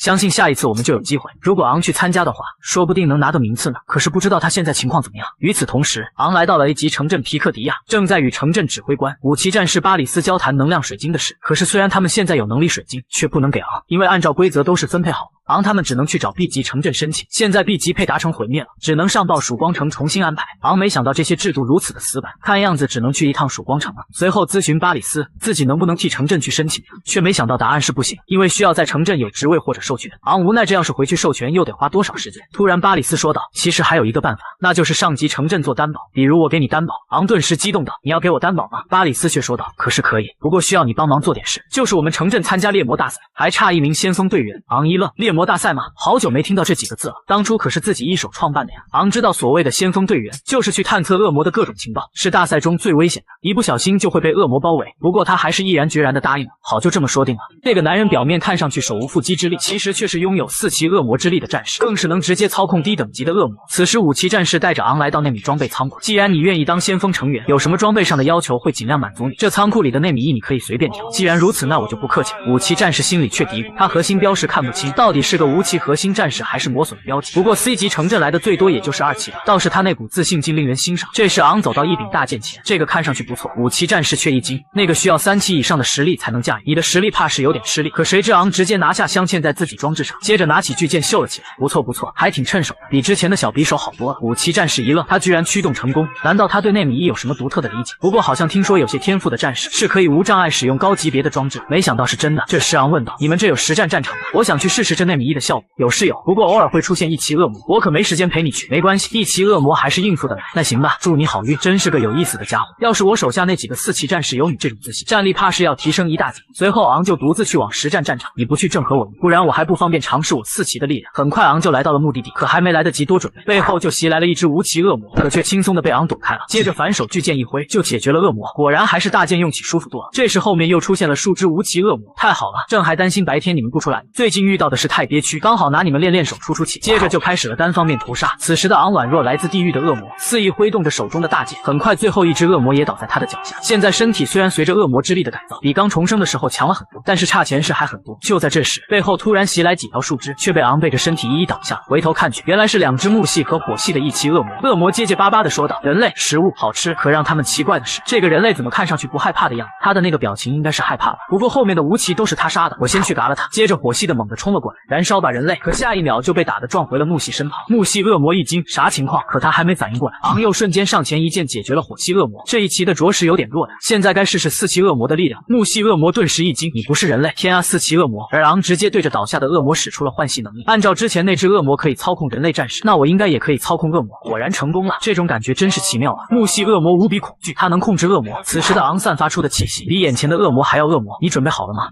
打起来了，打起来了！昂差点和武器核心战士打起来了。原来此时天快要黑了，可昂出去实战训练场还没回来，这可把武器战士巴里斯给急坏了。因为最近恶魔潮频繁的爆发，城门都会按时关闭。这是巴里斯让属下汇报一下最近恶魔出没的等级。没想到不仅有2、3期，甚至还有4期恶魔。巴里斯顿时有点头大，自己刚把那小子报名先锋队员，别被恶魔给吃了呀！随后不得不出城去找昂。一路上巴里斯依然小心翼翼，要知道多年前这里可是5期恶魔都出现过。突然他感觉到大量的恶魔正向自己靠近，1、2期甚至有3期的。这时突然一只1期恶魔跑了过来，恶魔立马发现了巴里斯，顿时惊恐无比。武器战士随后调转头就要疯狂的跑开，可巴里斯瞬间就到了他身后，接着一声巨响震动四方。这时巴里斯脚踩恶魔，看到我了你还想跑？不过总觉得怪怪的，恶魔和平时的习性不太一样。这时森林深处竟然走来了一群恶魔，仔细看1、2、3期都有，不过他们看上去怎么像丧尸一样，浑身死气，而且他们看到巴里斯并不害怕，反而越来越近。这时巴里斯直接拿出纳米衣幻化的武器，看来要在天黑之前解决掉你。接着直接挥出一掌，强大的刀气瞬间袭向恶魔，所过之处寸草不生。可巴里斯并没高兴，因为后面又上来了一批恶魔。这时他身后突然出现一个身影，巴里斯立马反手就是一刀，却被那个身影一把挡住了。接着一个声音传来，喂喂喂，是我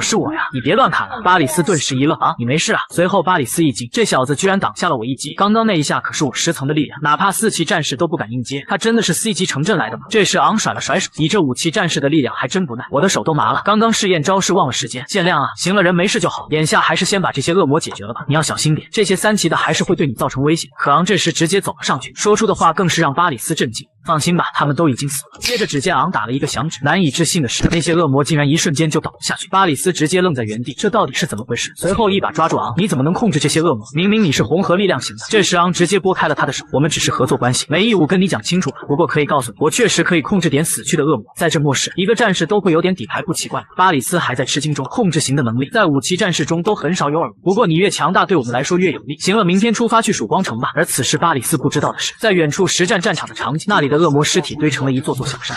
人类最强战士60年前为人类与恶魔大战，本以为会成为人们心中的英雄，却没想到此时雕像都要被推倒。原来是当昂他们到曙光城时，看着如此气派的唯一 S 级城镇，昂不禁感慨，本来以为这一世要很久才会到，没想到这么快就见面了。这时昂突然想到，那不是就可以见到自己的那6位战友，上一世自己带的最强的6豪杰吗？随后心想巴里斯作为5河战士，应该知道些有用的信息，就问道，巴里斯，我想问一下呀，现在的6豪杰怎么样了？可巴里斯的回答却让昂一惊，你问的是新6豪还是旧6豪？当然是问的最强战士昂带领的那6豪。没想到巴里斯一把堵住昂的嘴，你这家伙是真傻还是假傻？要知道新6豪最不喜欢听别人议论旧6豪，至于王爷早就改朝换代了，现在也有了新王。好了，到了城里不要乱说，那就6豪现在是什么情况？没想到巴里斯一把抓住昂，你听不懂吗？叫你不要再问以前的事，怎么就不明白呢？我再次警告你，不要在城里再提旧王的事。或许在你们 C 级城镇有人还认可他们，可是在曙光城没有人承认他们的牺牲。昂顿时愣在原地，到底这60年发生了什么？为什么不承认我的牺牲？为什么不能提他们6个当初自己独自进入古王碑，是为了探寻恶魔为什么能不断涌出的原因？难道自己做着这一切都没有意义吗？当昂走进城的一刻，却被城内的景色给吸引了，此起彼伏的各种特色建筑，不愧是唯一 S 级的城镇。不过虽然变化很大，但是整体的布局没变，还是6豪守6方。王站中间，突然想起有个地方还有自己的雕像，回头看去果然还在，不过却被无数的布条给包裹着。这时巴里斯走过来，这就是你崇拜的旧王雕像。那时他还是很得人心的，不过听说不久后就会被推倒，重新雕刻一个更大的新王雕像。这时巴里斯突然捂住额头，真是碰巧啊，竟遇到了旧6豪之一。昂一听，立马顺着巴里斯视线看过去，只见一个披着绿色披风、抱着一束鲜花的女子。昂顿时浑身因为激动开始颤抖。维尔丽娜，曾经最强的7河恢复系战士。丽娜，你过得还好吗？这时那女子褪下帽子，有人在叫我吗？突然这时出现一个人，一巴掌就打掉了丽娜的话。巴里斯一愣，巡逻战士说了多少次不能在这里缅怀，何况你还是旧6豪的人。昂见此却是一笑，他们要完了。丽娜可是出了名的暴脾气，可没想到的是，她却是蹲下去捡花，嘴里还说着抱歉，可巡逻战士得理不饶人，不管你是谁，再有下次就不客气。要不是新王准许你们在城内，早就把你们扔出城外自生自灭去了。要怪就怪你们的旧王吧，要不是他自以为是，人类现在也不用活得这么被动，这种人的雕像早推早好。可这时丽娜却给了他一耳光，不许你侮辱旧王，臭婊子，你敢打我，看我不打死你！说着手就挥了过去。可这时突然一把巨剑出现在他面前，你敢动他一下试试，看我废不废了你？作为曾经最亲密的战友，昂却只能装作不认识的样子，但却不能容忍别人欺负他，直接举剑对着曙光城的巡逻战士，这也瞬间激怒了他们，纷纷掏出武器。小子，你想干什么？这是曙光城。昂厌恶地盯着他们，你们这种行为和城外那些禽兽猎队有什么区别？眼看矛盾一触即发，这时巴里斯一把抓住昂的剑，对着巡逻战士解释道：误会，我们是皮克迪亚来参加猎魔大赛的。随后又看向昂，还不快收起你的剑，别忘了你代表的是皮克迪亚。昂此时也恢复了理智，缓缓地收起了巨剑，而巡城战士知道后小声商量，算了吧，如果被执法队长知道，我们也难逃责备。被剑指着的战士虽心有不甘，但还是不敢承担起冲突的后果，只能大声说道：既然是参赛的，就老老实实待在旅馆，这次就不计较了。随后气冲冲地带着人走了。这时丽娜突然凑了上来，是你刚刚在叫我们认识吗？昂差点就随口说出你们最强的战士回来了，不过还好停住了，现在还不是时候。这时巴里斯突然说道，他呀巧得很，也叫昂，热血青年。昂也立马装出一副愣头青的样子，我就是看不惯他们欺负人。原来如此啊，我还以为。随后戴上了帽子，一边转身离开，一边缓缓地说道，你这还真是一个让人头疼的名字。巴里斯此时却突然不爽了，看着丽娜，你好歹是个前辈，谢谢都不说声。昂拦住了他，算了，毕竟他曾经为人类付出过，我们先走吧。昂看着离去的丽娜，之后一定会找机会跟你说的，你也有很多话想跟我说吧。一夜无语，第二天就开始了猎魔大赛，街道旁都站满了人，昂紧紧地跟在巴里斯的身后，还真是怀念了。巴里斯看向昂，等大赛结束了，我就把你引荐给能量水晶的负责人，谢谢你还记得这个事，放心，一定拿一个好的成绩的，最好是这样，但是别一不小心死在了比赛中哟。这时昂突然看到了人群中的丽娜，随即向他挥了挥手，可他却立马戴上了帽子，很快就来到了比赛的入口。这是在曙光城内圈出来的比赛区域，城内还有好几个这样的区域。巴里斯这时说道，好了，我只能送你们到这里了，之后一切都要靠各位了。随后队伍向着集合点走去，此时现场已经有好几个队伍，当他们走进赛场时，就实时在直播中。这时昂的队友突然齐齐向昂鞠躬，收集情报的任务就拜托你了，我们会永远记住你的付出的。接着纷纷都要和昂握手，搞到昂一阵无语，放心交给我吧。不过你们这，我怎么感觉像送别会啊？我是不会死的，不要小看我哦。这时昂看着其他队伍的先锋都一个个垂头丧气的，昂理解，毕竟竟这次比赛对他们来说都是九死一生。随后所有队伍的先锋都集合，等待出发。这时主持人说道：“你们的任务就是深入比赛区域，尽量的为队友收集恶魔的情报，请务必小心小心，因为你不知道遇到的会是什么级别的恶魔。”昂此时发现参赛的大多是2期核心战士，而巴里斯知道自己的实力，还送自己来，简直就是在作弊啊！这时主持人突然拉高嗓子说：“接下来让我们欢迎本次比赛的裁判，6位伟大战士之一。”昂顿时一惊，新6之一到底会是怎么样的一个人呢？主持人接着说：“那就是最强的双7期绿色恢复核心战士范迪伦。”吃人无数的4期恶魔竟被人类活捉拿来祭旗。当猎魔大赛的裁判7期核心战士范迪伦进场时，比赛现场顿时像炸开了玻璃，观众齐齐高呼范迪伦范迪伦，而参赛的先锋队员也纷纷弯腰行礼，可唯独一人例外，那就是昂这个显眼包。你在干什么？还不赶快行礼啊？那可是6豪之一的大人。昂却挠了挠肩膀，不好意思，腰不好，弯不下去。其实他是觉得凭什么就6豪不受人待见，而新6豪却被人追捧。不过他还是惊讶，双核战士在前世还只是个想法，没想到现在竟真的实现了。那可不只是增加了1倍战力这么简单。此时因为昂的一句话，现场顿时变得安静的可怕，都在以为范迪伦要发飙时，没想到他却突然微笑的看着昂，什么也没说也没做。这时主持人立马出来圆场，接下来是大赛的启动仪式，将会由新6豪范大人斩杀一只4期恶魔祭旗。顿时现场又都齐齐高呼范迪伦范迪伦。随后参赛的人员都退到一边，而范迪伦则走到主持人面前：“你是新来的指挥官？”“是的，很荣幸能见到大人您。”而范迪伦则一下凑到主持人耳边，搞得主持人一阵娇羞，脸顿时就红了。可范迪伦接下来的话却让他犹如坠入了冰窟一般。“那么比赛结束了，我马上让人替换掉你。”“什么新6豪新6豪，我最讨厌的就是和那几个人对比，你要不是曙光城的战士，我早一巴掌把你拍成肉泥了。”而此时的观众还以为他们在说着什么悄悄话，一个个都在起哄，只有昂感觉到了主持人表情的变化。随后主持人直接踉踉跄跄的跑开，更是让他确信了心中的想法。接着范迪伦直接幻化了一个麦克风，准备放恶魔。随后地面开始了一阵震动，紧接着一个巨大的箱子缓缓地露出地面。就在这时，突然从里面伸出来一个恶魔的头，接着整个身体都露了出来。他疑惑地看着四周，人类为什么不杀我，还把我放了出来，而且居然准备了这么多人类，真的很蠢啊！接着猛地就扑向了观众席，顿时吓得大家四散开来。可让恶魔没想到的是，突然出现一层能量罩挡住了他，而就在他愣神之际，一根绿藤突然捆住了他，接着就被重重地砸到了地上。现在明白到底谁蠢了？那屏障可是6豪中最强的7期幻系核心战士布置的。那么接下来就开始我们的节目表演了，你准备好了吗？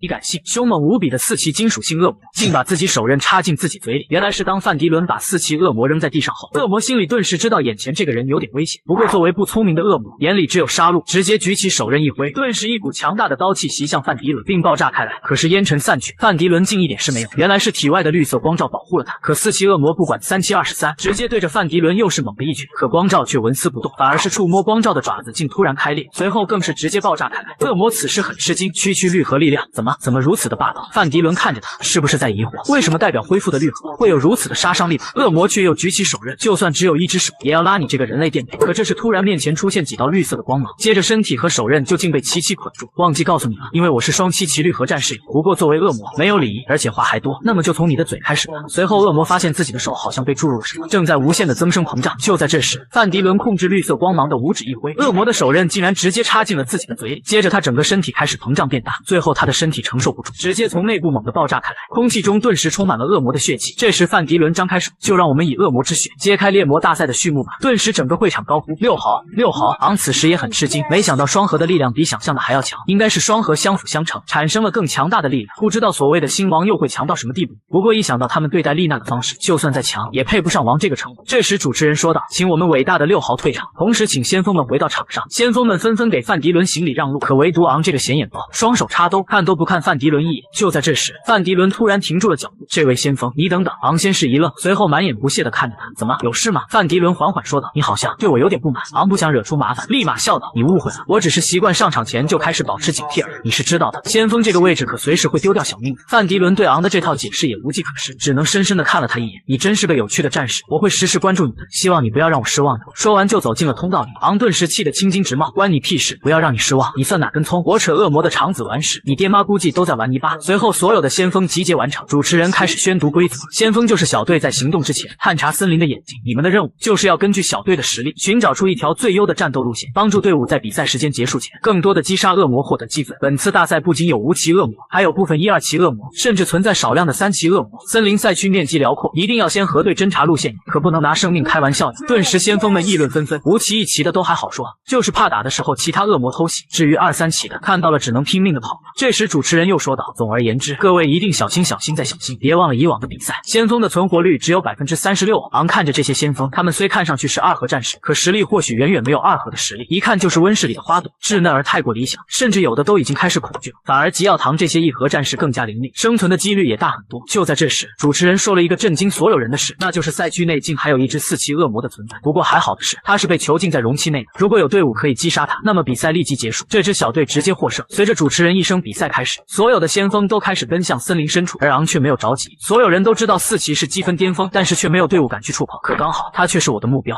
完了！猎魔大赛刚开始，昂就遇到了强大的3期恶魔。原来当众先锋冲进森林，开始快速探寻路线，标记各处的恶魔情况时，可昂却一副饭后散步的样子，慢慢悠悠地走着，完全好像忘记这是在比赛。这可把他的队友们急坏了。他在干什么？看上去一点也不靠谱。巴里斯指挥官，你看这个昂，可巴里斯却悠闲地嗑着瓜子，却是一点都不担心的样子。原来是在比赛开始前，昂找他单独聊过，我不会像其他先锋一样制定路径，但是我保证皮克迪亚能获胜。想到之前昂去练习场的表现，当时就欣然地同意了不管他。而他们不知道的是，有人却在一直关注着昂，那就是7核战士范迪伦。给我调一下这个先锋战士的资料。属下很快就查到了，这个是皮克迪亚城的3核战士，原来是3核的，怪不得目中无人，还如此悠闲。那他的名字叫什么？这个，他的名字叫昂。这时范迪伦一把就抓碎了椅子，然后一脸杀气地看着属下，你说他叫什么？属下立马惊恐说道，不关我事，我只是照着资料说的。你看资料吗？真是个该死的名字。与此同时，先锋们突然发现了3期恶魔，都在拼命地逃跑，可有一人却没有逃跑的意思。快跑啊！那边有3期恶魔，狗命要紧啊！而这人正是昂。3期吗？可这个方向恰好是我要去的方向。而这时，前面突然伸出无数的树枝，瞬间就刺穿了好几个战士。接着走来一只3期木系蓝色核心的恶魔，随后二话不说，直接操控树枝袭向昂。昂却轻松地躲开了这致命一击，而3期这时却已经近在咫尺。该死的人类！昂知道有很多人在观看，不能直接暴露太多实力，只能速战速决。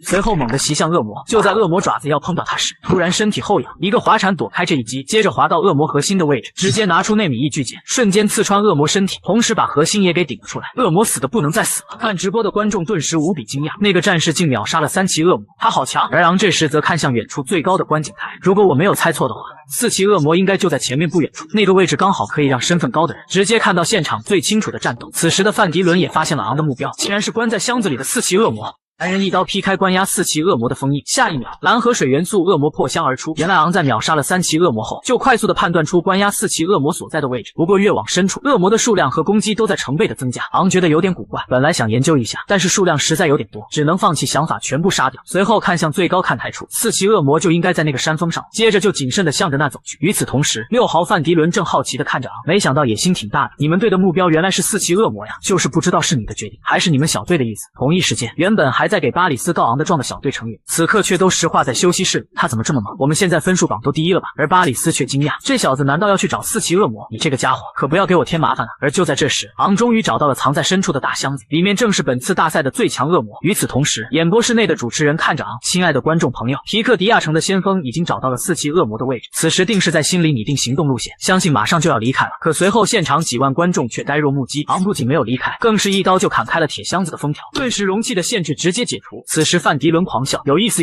原来不是小队的计划，而是你想单挑啊！同一时间，主持人颤颤巍巍地说道：“你们敢信吗？他竟然要独自面对4期恶魔呀！这可是猎魔大赛有史以来从未出现过的情况。”而现场的观众早已热血沸腾，皮克迪亚，杀了他！与此同时，小队的成员不可置信，巴里斯指挥官昂他怕不是疯了吧？那可是4期恶魔呀，他必死无疑的。巴里斯此时也犹豫，到底自己找他是不是对的？虽然之前见过他那神奇的操控能力，可这是4期啊，连我5期核心战士都要使出100%战力，小心应对才行。希望你能活下来吧。而这时，装恶魔的容器顶部突然炸开，接着一只4期蓝河水系恶魔跳了出来，终于出来了，嘿，好香的味道。恶魔看了一眼四周，什么情况？就一个人类战士，哈哈，那就先拿你开刀吧，好久没吃肉了。随即变成一道水龙卷袭向昂，昂见此立马挥起一道土墙，想要挡住恶魔迅猛的攻势，可是却还是被轻松的穿透。接着恶魔瞬间恢复成本体，猛地伸出爪子，被撕碎吧人类。可就在这时，突然从地里竟钻出另一只恶魔，一把就抓住了4期恶魔的爪子。昂甩了一下风衣，谁说我是一个人的？与此同时，又一只恶魔从头顶袭了下来，顿时地面炸裂开来，而4期恶魔却躲开了。怎么回事？同类，死亡的味道，他们被操控了。此时昂的身后站着3只恶魔，宛若带领恶魔军团的地狱魔君。怎么了？是不是吃惊？这原本是属于你们的专属技能，现在却用来对付你们，正应了那句话，师夷长技以制夷。与此同时，正在观战的范迪伦一惊，那些是他刚刚杀死的恶魔，而巴里斯则舒缓了一口气，果然使用了那个能力，看上去效果还不错。同一时间，观众席上的人都大叫：天啊，战士可以有这种能力吗？逆天的存在啊！此时3只恶魔纷纷的冲冲向4期恶魔，他则幻化出3支水箭，区区2期也敢班门弄斧，吃爷爷一剑。可就在这时，他的头顶突然出现了一道身影，接着下一秒，毫无反抗的就被直接踩成肉酱。没想到竟是原本看戏的范迪伦。昂此时很震惊，单单一脚就把4期恶魔给压爆，他的实力怕是有一点点强啊。这时范迪伦抬头邪笑的看着昂，抱歉，我实在是很好奇你的实力和能力，所以想要和你简单的切磋一下，可以吗？一个是旧时代王的重生，一个是星际元6豪之一，到底孰强孰弱？各位粉丝老爷拭目以待。此时7合战士范迪伦看着4合先锋昂，真是大开眼界啊，连死去的恶魔都能操控，闻所未闻的能力。接着释放出强大的威压，我可以确认4期恶魔不是你的对手，那么接下来就让我来试试你的实力吧。此时的昂特是无语，这要收拾我，麻烦把那股敌意掩藏好点，连装模作样都不会。范迪伦看着一点也不慌的昂，有些吃惊，你这临危不惧的气势，很难相信你是个新兵蛋子。这个得感谢我的队长，因为我有着特殊的天赋，所以对我格外上心，才有了现在的我。你是知道的，天才总是站在山巅之上的存在，有趣，太有趣了。那么就让我来会会你这个所谓的天才。此时皮克迪亚休息室内，大伙无比惊讶，6豪要亲自测试昂的实力，这从未有过的呀。那我们是不是稳坐第一？指挥官巴里斯此时预感不妙，这家伙怕是要失控。与此同时，观众席上众人无比激动，你们猜那个先锋能在迪伦大人手上撑几秒？会不会比那个4期恶魔还要快？快看，打起来了！此时范迪伦突然逼近昂，先吃我一拳，接着一拳就打向昂所在的位置，瞬间就爆发出一股强大的能量。而昂因为一直都提防着他，所以第一时间就一个弹跳躲开，可是还是吃惊，他的速度和力量之强，就连激起的石子都如子弹般威力，仅仅一不小心下，脸就被划出了一道口子。昂心知不妙，这家伙来真的没有一点留手的意思。而此时范迪伦觉得越来越有意思，原来你一开始就在提防我呀，不然还真躲不开那一击。可接下来你可要更加小心了。昂吃力的站了起来，打之前能回答我一个疑问吗？你好像对我很不友善。谁知下一秒，范迪伦就出现在昂的身后，原因有3。昂还没来得及反应，一股能量就钻地而出。第一，我很不喜欢你那桀骜不驯的态度。此时的昂被能量冲击着倒退数米远，可还没来得及缓口气，范迪伦又出现到了他身后，接着又是一道能量冲击。这第二，你身上有恶魔那恶心的臭味。而昂这次没躲得及时，身体不受控制的撞断了几棵树，可身上的疼痛比不上心里的吃惊，看来还是被觉察出来了。不过他应该也只是感觉我身上有恶魔气味。自从上一世遇到8期恶魔那一次，已经好久没有感受到这种等级差的压迫力。而这时范迪伦又出现到了昂身后。这第3，也是最重要的一点，就是你的名字真是让人讨厌的极。昂顿时气得脸冒青筋，说白了是对曾经的王，那个叫昂男人的厌恶吧。没想到当年自己和队友的牺牲，却换来如此的下场。这时范迪伦不准备跟昂玩了，好了，到此结束。可昂此时怒气值爆满，你算什么东西？接着猛地转身持剑冲向范迪伦，随即一红一绿2股狂暴能量猛地对撞，下一秒爆炸之声响彻天地，随后烟尘中飞出一道身影，而且还不断的滑行数米才停下来，竟然是范迪伦，而且他脸上还出现了一道口子。他也没想到自己竟然差点阴沟里翻船了。此时他看着对面气势滔天的昂，这家伙还真有2把刷子。现场的观众也是一个个愣在原地。天啊噜，那个先锋竟然和迪伦大人对击一招而不败，而且还伤到了大人。什么时候人类中出现了这么一位天才啊？而此时范迪伦虽然脸上的伤因为绿核能力而恢复，但是这面子丢得太大，再加上听着背后观众席上传来的话，顿时怒火中烧，接着猛地下蹲。下一秒，强大的能量在周身形成一圈气，必须杀了你，之后只要说你有恶魔气息就可以了。而不知情的观众还在大呼，快看，迪伦大人使出了绝技死之亡轮，那个先锋肯定一招败北，不过大人一定是点到为止，让我们一起高呼吧。与此同时，范迪伦一个弹射袭向昂，昂此时也感受到了他的杀意，看来不能再隐藏实力了，既然你要找死，那就送你一场。接着两人使出全部的能量冲向对方，可就在这时，突然一道身影出现在2人上空，接着直接猛地下坠到2人中间，瞬间释放出一个光罩，竟是挡住了范迪伦的攻击。而范迪伦因为能量的反弹，不断的向后退。你居然来了，可是你这样的行为很不明智。此时烟尘中慢慢显现出那道身影，竟然是救6豪之一的7合战士维尔丽娜。不好意思，你说你很讨厌这小子，而我刚好却很喜欢他，所以今天必须保他。来了，新旧6豪中的绿色7合战士打起来，原来救夏昂的人正是救6豪的丽娜。范迪伦笑道：“维尔丽娜，难道你忘了之前的约定吗？你们是不允许再穿上战斗服的，这是要明目张胆的挑衅新王的规定吗？麻烦你搞清楚，我只是不允许参加猎杀恶魔行动，而且如果我只有战斗服没有其他衣服，难不成还要我赤身吗？”昂此时笑了，丽娜还是和以前一样心直口快，只是没想到上一世是我站在你们前面，现在变成你站在我的前面了。这时范迪伦阴笑道：“不要以为我会给你面子，不需要你给面子，不过今天这种场合，作为高高在上的6豪，不适合再起冲突吧？我身后这小子是我故人之子，你对他的测试已经够了吧？”可范迪伦却突然释放技能，果然还是那么让人生厌。丽娜见此刚要释放防护技能，昂却突然出现挡下了这轮攻击。丽娜一惊，仿佛看到了前世昂的身影，随后直接跳到了昂前面。范迪伦你真是油盐不进，接着就猛地冲向了他。而昂知道丽娜是动怒了，可他一旦出手必有伤亡，必须阻止。就在2豪要打在一起时，却突然传来昂大吼的声音：“谢谢伟大战士范迪伦的指导。”这把正拿出大招的范迪伦搞得一愣，什么？我说谢谢你教了我这么多战斗技巧。这时观战席上的人也开始高呼：“范迪伦，范迪伦！”巴里斯都是一愣，这昂小子在做什么？范迪伦此时无语的很，现在这种情况不适合再动手了。随即打开麦克风，皮克迪亚的昂表现出色，我宣布本次大赛的冠军就是他们。此时在休息室的众人都愣在原地，这是不是就是传说中的躺赢？随后丽奈见此件事了，就准备离开，不过在路过昂身边时，给他说了一句话，昂的表情顿时发生了微妙的变化。随后昂就回到了休息室，被大家举高庆祝。巴里斯感谢昂赢下了比赛，随后一把昂抱住，今晚庆功。昂立马直起了身子，你还记得之前答应我的事吧？记得，我会作为你的担保人，这样你就能和能量水晶负责人谈话，那就麻烦你了。晚宴我就不去了，还有点事。与此同时，城外的一处高山之上正站着一个人，此时换了一身行头的昂缓缓走来，你来多久了？而那道身影顿时愣在原地，随后缓缓地转过身来，你果然来了。接着眼里夺眶而出，你真的是那个昂吗？原来刚刚丽娜跟昂说在秘密基地见，并没说基地在哪，可是昂来了，他不得不信这人就是那个昂。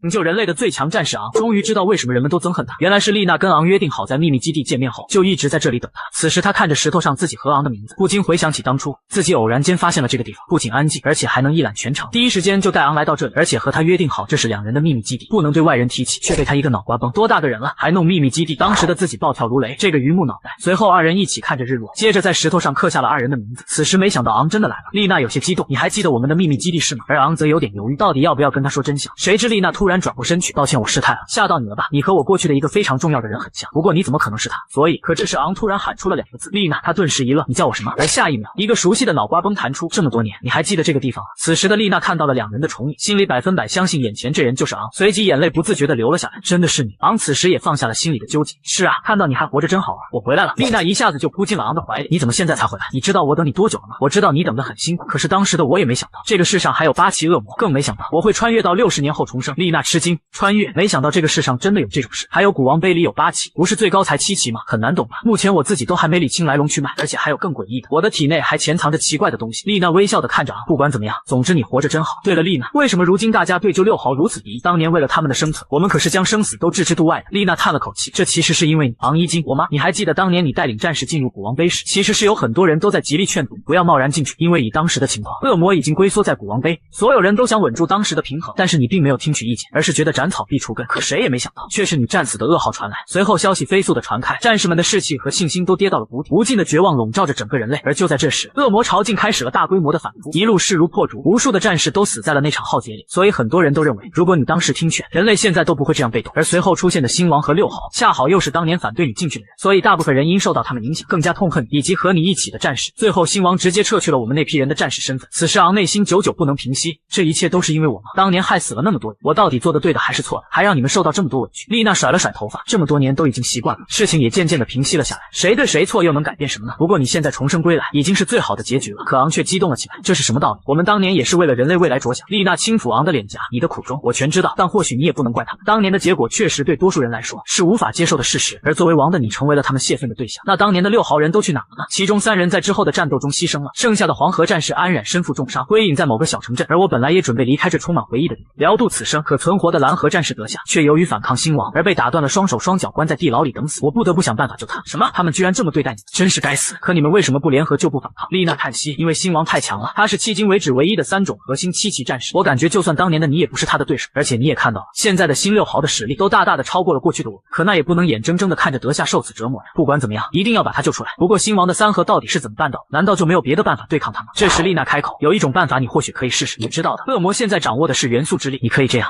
昂终于知道为什么纣王打不过星王了。此时昂刚从丽娜口中得知新词元素之力，他满头问号。丽娜解释，要知道恶魔当初只有6种核心，赤黄绿蓝紫黑，可现在却进化出了新的能力，就是金木水火土5种元素之力。昂顿时恍然大悟，怪不得我体内是这样的，那不是现在就差土元素就圆满了？不过这与战士有何相干？如果战士能够融合元素之力呢？他们能融合，那是不是就可以操控元素？是的，不过并不是谁都可以融合，需要5核战士以上，而且还需要去多古拉埋古城堡争夺1颗融合核心。这个地方你应该不陌生吧？当然熟悉的很，现在都历历在目，那可是我们当年和恶魔交战最激烈的地方之一，一眼望去全是恶魔和我们战士的尸骨，所以才被叫做埋骨城堡的。我知道你不会忘记的。就在这里，有人某天突然发现了一种新型的恶魔，他们不仅一出生就是5期，而且与其他恶魔不同的是，他们胸口还悬浮着1颗融合结晶，而这就是战士融合元素之力的关键。但是最低也需要5核战士，并且身体素质一定要强，才能扛得住融合。那有融合了5种元素的人吗？怎么可能？只能融合1种元素，再多1种都会爆体而亡。要知道5种元素直接是相生相克的，就连现在在的星王他们也只融合了一种。什么？你说他们也融合了？那范迪伦和我交手的时候，并没有这种能力啊，可能是顾忌现场观众，他是特别注重在人们面前的形象。要是全部实力的话，你恐怕还手之力都没有。虽然很不想承认他们的实力，不过确实比我们当年强太多。这也是为什么到现在还没能救出德夏的原因。难道我是因为体内有8期恶魔，才能融合这么多元素的吗？不过现在要救人，还得变得强大才行。看来我得去多古拉买古城堡走一遭了。可你现在还没到5合战士啊，那都是一般人才那样的。也许这一世我不需要遵循这些规则呢。随后昂直接找到了巴里斯，我临时有事，需要马上沟通能量水晶后就走，还说好好玩几天再说啊。没想到你这么急。放心，答应你的事没问题。就在这时，昂突然好像看到前方有几个熟悉的背影，心中猛地一喜，那是大家。而这时司徒流也突然转过头，好像听到了昂的声音。没想到的是，眼前真的出现了那个魂牵梦绕的人。大家快看，那是我们的昂！众人猛地回头，真的是昂，我没在做梦吧？接着都齐齐的扑向昂，想死我们了！吉奥唐一把握住昂的手，你小子才多久没见，就长这么结实了？是不是比以前还吃得多了？我们原本是在这里看猎魔大赛的，没想到打听到了你的消息，就来找你。现在能力水晶的事也谈好了，又找到了你，真是双喜临门啊！真的谈好了吗？我原本正准备去谈水晶的事呢。这时巴里斯突然向后走去，这么久没见了，一定有很多话要说，我就不打扰你们了。哎呀，刚刚太激动，怠慢了您，真是不好意思。谢谢你对昂的照顾。巴里斯挥了挥手，是我和皮克迪亚受他的照顾才对。你们聊，我走了。这时队友凑到昂面前，你去跟司徒流说说话吧。自从和你分开后，他几乎就没怎么吃过东西，整天都是死气沉沉的，没有一点以前的精神劲。随后昂走到他面前，队长，好久不见，我来报道了，对不起，让你操心了。司徒流突然捶了他一拳，下不为例，一定，再怎么打我也不走了。此时昂不知道的是，丽娜正在远处看着他们，他们现在的模样真的很像当年的我们呢。完了！最强战士昂却躺在地上奄奄一息。原来昂和司徒流去了多古拉买古城堡找融合水晶，虽然经过厮杀得到了1颗，可是昂也受了点伤。司徒流大喊，昂不能睡，我们要一起走出去。这时昂手中的融合水晶却落在了地上，而同一时间，一只5期恶魔出现在了他们身后。黑人类低级战士，杀！接着瞬间就出现在了他们头顶，一招就将2人给击倒在地上。随后恶魔缓缓走向还在颤抖的司徒流，而司徒流则伸出手想要拉住不远处昂的手，对不起，没保护好你。就在这时，司徒流突然睁开了眼，原来是做梦啊，吓死了！可是怎么那感觉如此的真实，连受伤的痛都能感受到。算了，先不想了，出了一身汗，还是先去洗个澡吧。就在这时，昂突然一脚踢开了门，流你没事吧？刚才听见你在大喊。随后看见了大家都喜欢看见的一幕，顿时昂老脸一红，而迎接他的则是一个飞来的枕头。没人告诉你要敲门吗？一脸委屈的昂嘟囔着，还不是听见你叫声，以为你出了什么事吗？我去外面等你。没过多久，穿好衣服的流走了出来，走吧，刚才的事不准给他们说。好，你休息好没啊？今天可要赶很多路哦。以我们现在的位置，全速的话，傍晚10分就能到多古拉买古城堡。据说门口还有守卫，要通过测试才能进去，真麻烦。还不是为了人类的安全以及高级战士能方便去获得水晶，才驻扎了这么多人。不过你真的不怕吗？没想到吉奥唐队长说了一句，你竟直接答应了。队长还不是不放心你，才让我这个绿河恢复系的跟着，而且我来还有目的呢，就是要达到2合战士。再说我是小队队长，不能让你像上次一样独自离队。昂听后心里一阵暖意，嘴角不自觉的上扬。司徒流却突然发火，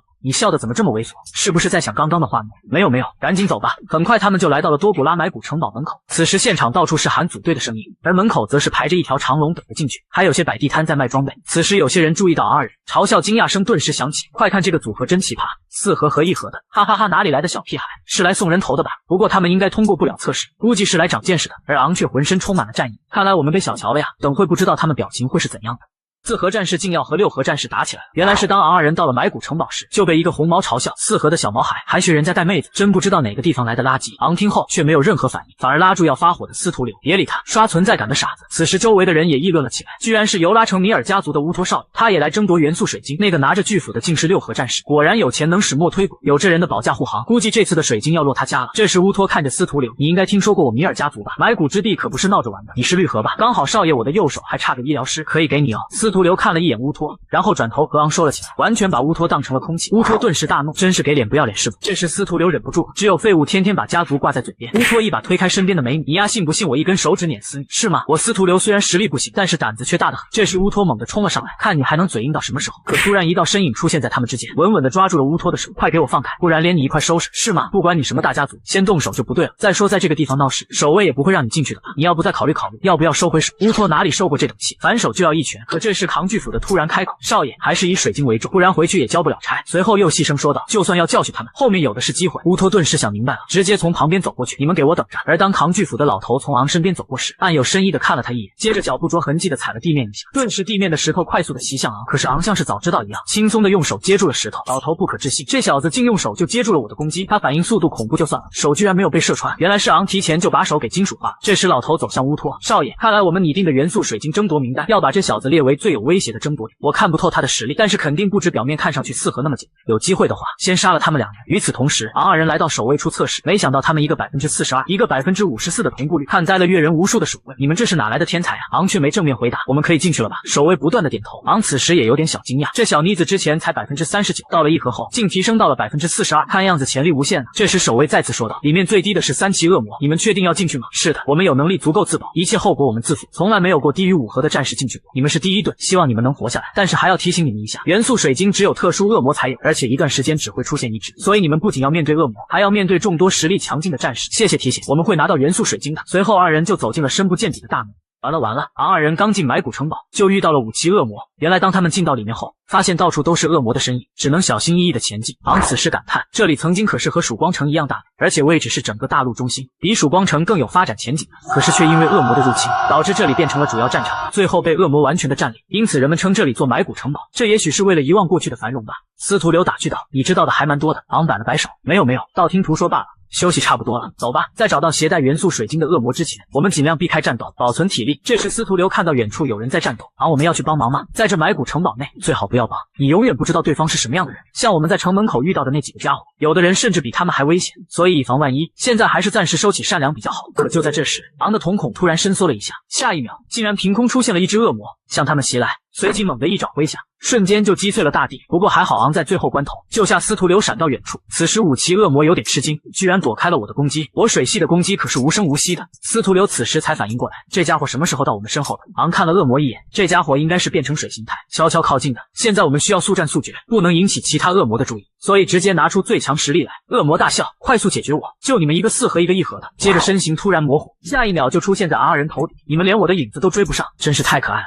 随即五指一张，顿时数十个水元素凭空出现，接着化为无数水刃射向昂二人。昂立马挥出大刀格挡，同时让司徒流靠近自己，一阵全覆盖轰炸过后，恶魔大笑：“现在知道我的厉害了吧？你们的尸体我都不会多看一眼的。”可烟尘散去，他面前却出现了一个木球，表面还有金色液体在流动。恶魔一惊，木精系元素之力，怎么可能？人类战士不是要5盒才可以掌握元素吗？此时木球散开后，昂二人毫发无损的站在那里。接着下一秒，昂直接冲向了恶魔，恶魔则立马召唤出水柱袭向昂。水元素攻击吗？不止你会，看我的！随后瞬间变成水形态，一一躲开了恶魔的攻击，眨眼间就来到了恶魔的面前。你现在还有时间发愣？可恶魔却突然笑了，就这点实力，我不过是想玩玩而已。这时昂却大叫：“流就是现在动手！”下一秒，司徒流竟突然出现在恶魔身后，接着双脚用力踢在了他背部，而同一时间，昂则持刀刺了上来。瞬间就给恶魔来了个透心凉，胸口的核心也被顶了出来，身体则无力垂下。昂看着司徒流，不错，这波配合我给100分。司徒流则拿起了恶魔的核心，你这武器核心，我1盒战士就收下了，不过我也不会多看一眼你的尸体。男人刚越级击杀了5级恶魔，没想到下一秒竟被同为人类的6盒战士攻击。原来司徒流拿到恶魔的核心后，发现昂的脸上受了伤，于是准备找个地方先帮他恢复。昂却摆了摆手，这点小伤不算什么，我还没那么弱不禁风。可这时司徒流却一本正经，我的职责就是治疗你，无论大小伤，这是我存在的意义。昂也拿他没办法。好，你说的对，我们要时刻调整到最佳状态。可就在这时，司徒流却惊恐地看着昂的上方，小心！此时只见一个黑影持斧袭来，司徒流虽然第一时间躲开了，可昂却没能躲开，地面都直接被震得4分5裂。等烟尘散去，没想到昂在千钧一发之际用刀挡住了攻击。这时背后那个人说道：“我果然没猜错，你并不是像看上去那样只有4盒战士的实力，现在看来起码达到5盒之上，隐藏够深了。”昂直接用力一挥大刀，击退了身后那人，滚开！此时他才看清，偷袭之人竟然是在门口遇到的6盒战士。这时司徒流直接准备给昂套上治疗，却没想到身体突然不能动，而身后不知道什么时候出现了一个女人，怎么这么不小心，我都到你身后都不知道。此时司徒流发现这女人也是恢复系，但竟用恢复系治疗伤口的麻痹技能控制了自己的身体。昂见此却没有惊慌，原来是你们啊，我还说怎么这么快就被盯上了，你们不好好保护你们少爷，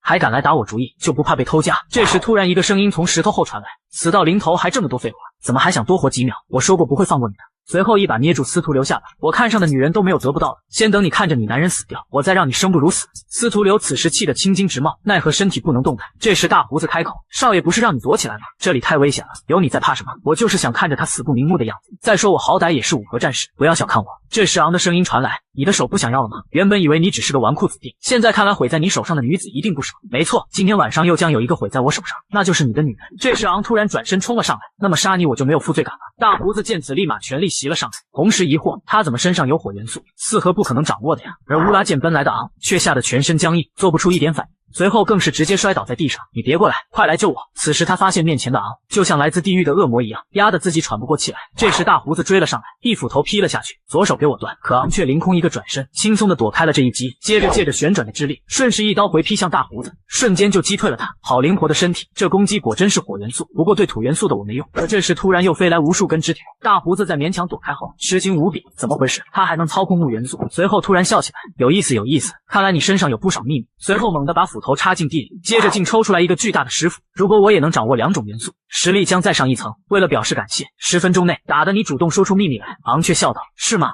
上一个跟我这么说话的人都已经投胎了。”接着手一握，同一时间，大胡子背后突然出现了那只死去的武器恶魔。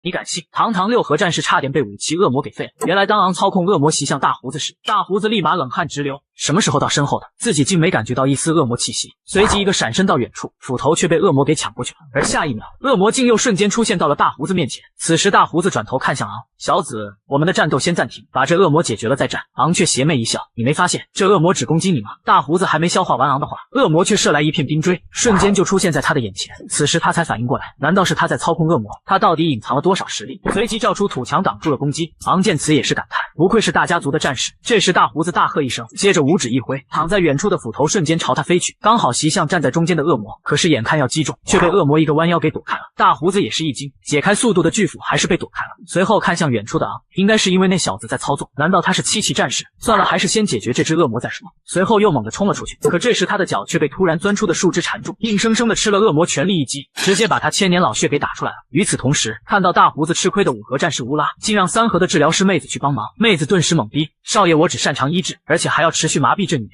乌拉顿时发火，一个1骑的战士怕什么？那只恶魔才是主要的。可就在这时，原本被麻痹的司徒流竟直接给妹子一个透心凉，真为你感到悲哀，竟给一个废物卖命。妹子不甘的看向身后，你怎么能挣脱呢？难道你忘了我也是绿河？要解开只是时间的问题。妹子不甘的倒了下去，悔不当初啊！司徒流随后看向乌拉，败类该付出代价了。你区区一个1合战士，不过是偷袭成功罢了。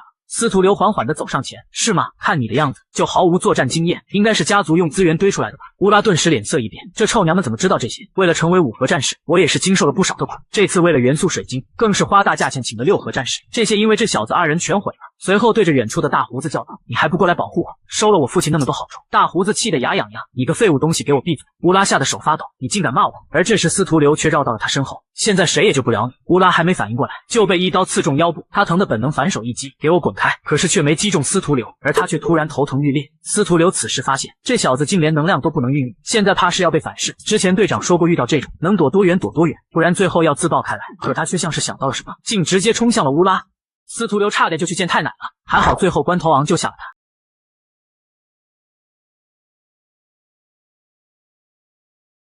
皮肤汗术，接着一刀挥了出去，却被刘给躲开了。可他并没有慌，立马刀刃调转向上，再试试我这招，猛地袭向了司徒流。我可是敏捷系战士，你快得过我。可司徒流却不跟他废话，直接欺身袭了上来。他知道，相比毫无章法的5合实力，怎么比得过自己从小的训练？接着下蹲躲开了乌拉的横扫，顺势猛地一击，击在他的核心上，一个破绽就足够了。不会运用，实力发挥不到1/10。此时倒飞的乌拉情绪瞬间不稳，所有人都该死。接着身体的能量不受控制的膨胀，司徒流迅速跳到远处，没想到他这么快就失控了。可这个距离根本躲不开，随即拔剑插地上，开启防护罩，只能拼命了。此时乌拉已经到了爆炸边缘，强大的能量让远处的昂几人都停了手。6合大胡子大骂道：“这个白痴居然被1合的给破防了！”此时能量再也控制不住，猛地爆炸开来。等烟尘散去，地上留下了一个100米大坑。而司徒流发现自己竟没事。这时一个声音传来：“干得不错嘛，柳。”原来是昂救了他。缓过神的司徒流叹气道：“他并没有5合的实力，只老虎而已，不然凭我一个治疗系的1合，早就不知道投胎几回了。”此时昂注意到他受伤了，你先恢复一下，不说别的，光你临危不乱，快速找到敌人弱点就很了不起了。突然他站了起来，那个6合战士呢？昂看着远处，应该没什么大问题，只是我那个5骑恶魔没了。此时大胡子缓缓地走了出来，这废物一死，米尔家族肯定会雇佣战士杀手来找我麻烦。这些受命于欲望的地下组织都是些亡命之徒，甚至还有7合战士，以后是没有安稳日子了。随后扛起斧头，不打了，你们真是怪胎组合。昂笑道：“不错，再打下去也没有意义。你的实力很强，配合上恶魔，我都手忙脚乱。很好奇你到底是什么身份？我只不过是刚好有些特殊能力的四合战士。要是你真用全力，我只有跑的份。好了，我们就不要商业互吹了。不过你已经能掌握元素之力，还来选择元素水晶做甚？这个就不是你该关心的了。昂其实是想看看元素水晶能不能把5种属性融为一体，那样会不会变成更强的力量。现在必须想办法让自身变强。就6号德夏被关的地方，肯定守卫森严，而且面对星王和星6号，不能完全依赖体内的恶魔之力。这时大胡子转身走了，你们也赶紧离开吧，这么大的爆炸声，肯定很多恶魔向这里赶来。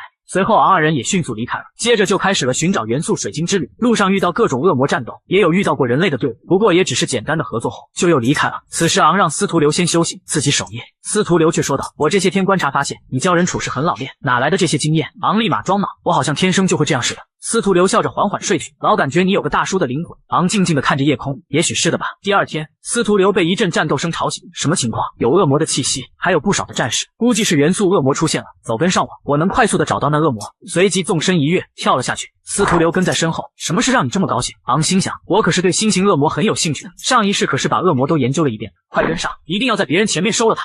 发了爆发。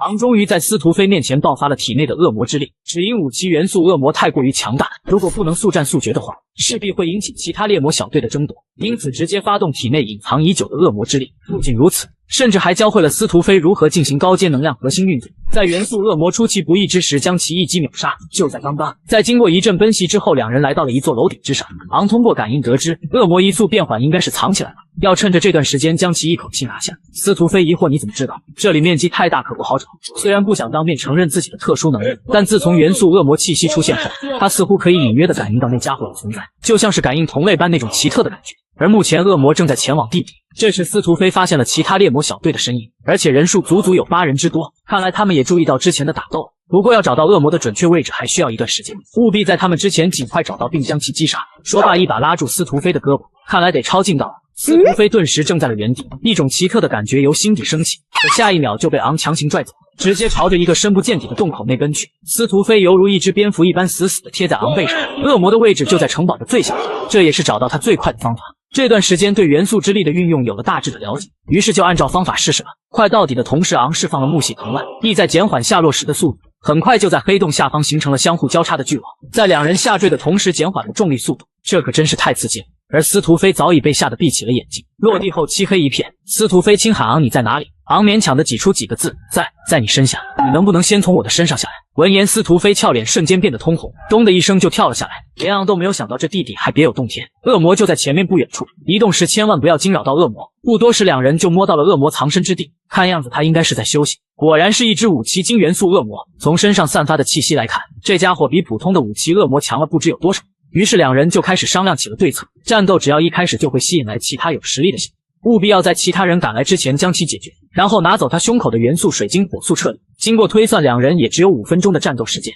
昂示意需要司徒飞的帮助，司徒飞打死也不愿相信昂这家伙居然要在5分钟内解决掉这只元素恶魔，于是疑惑道，你需要我做什么？于是昂详细的对司徒飞进行讲解体内能量的高阶运作方法。司徒飞顿时更加疑惑，你是从哪里得到这么多经验的？你所说的这种能量运作方式我从未听说过。昂微笑着表示相信你一定可以做到，那么我就先上了。说罢化作一道闪电朝着元素恶魔爆射袭去，同时元素恶魔也发现了昂的出现，紧接着突然怒吼一声，人类战士！为快速解决战斗，昂直接发动了体内的恶魔之力，因为其他小队有不乏感应力极强的战士，如果他们来到这自己就很难拿到元素水晶。随即化成一道活水就袭到了元素恶魔身前。见状，元素恶魔微微一笑，居然这么快就找到了我的藏身之处，如果我猜的不错的话，你应该可以操纵多种元素之力。可不等恶魔说完，昂猛地一脚踩裂地面，眨眼间就袭到了恶魔头上。直到这时，元素恶魔才发现眼前的这个人类竟然散发着恐怖的恶魔气息。昂通过交手后发现，只要平衡好各种元素之间的能量，就可以做到同时操纵多个元素。而此时恶魔已袭到了昂身后，但昂也分别将金水两系能量汇聚于双手之中，紧接着一个暴力转身，两股能量顿时由手中爆射而出，瞬间两道恐怖的能量波高速相互交叉旋转，而恶魔也同时发动了攻击。眨眼间，这两股毁天灭地的力量就碰撞在一起，随着现场响起一声剧烈的爆炸声，顿时烟尘四散，碎石乱飞。而司徒飞早已按照昂的交代发动护盾，将自己保护了起来。一会开打了，你一定不要惊讶于我的能力和外表，你也可以理解成我的特殊能力，记住我就是昂。这时司徒飞才意识到昂的恐怖之处，他身上所散发出来的气息和恶魔简直太像了。不对，这根本就是恶魔的气息。待现场的烟尘散去，元素恶魔也是十分的好奇。这家伙仅是看了一眼就掌握了他的技能，而且还可以同时操控2种元素。但昂表示自己不只会这2种。既然你如此好奇，那我就满足一下你的好奇心。说罢，手中的元素之力爆射而出，很快就将其打得连连后退。恶魔趁此间隙发动木元素修复伤口。果然和昂猜想的一样，元素恶魔也同时拥有多种元素之力。既然已摸清了他的实力，那也就到此为止。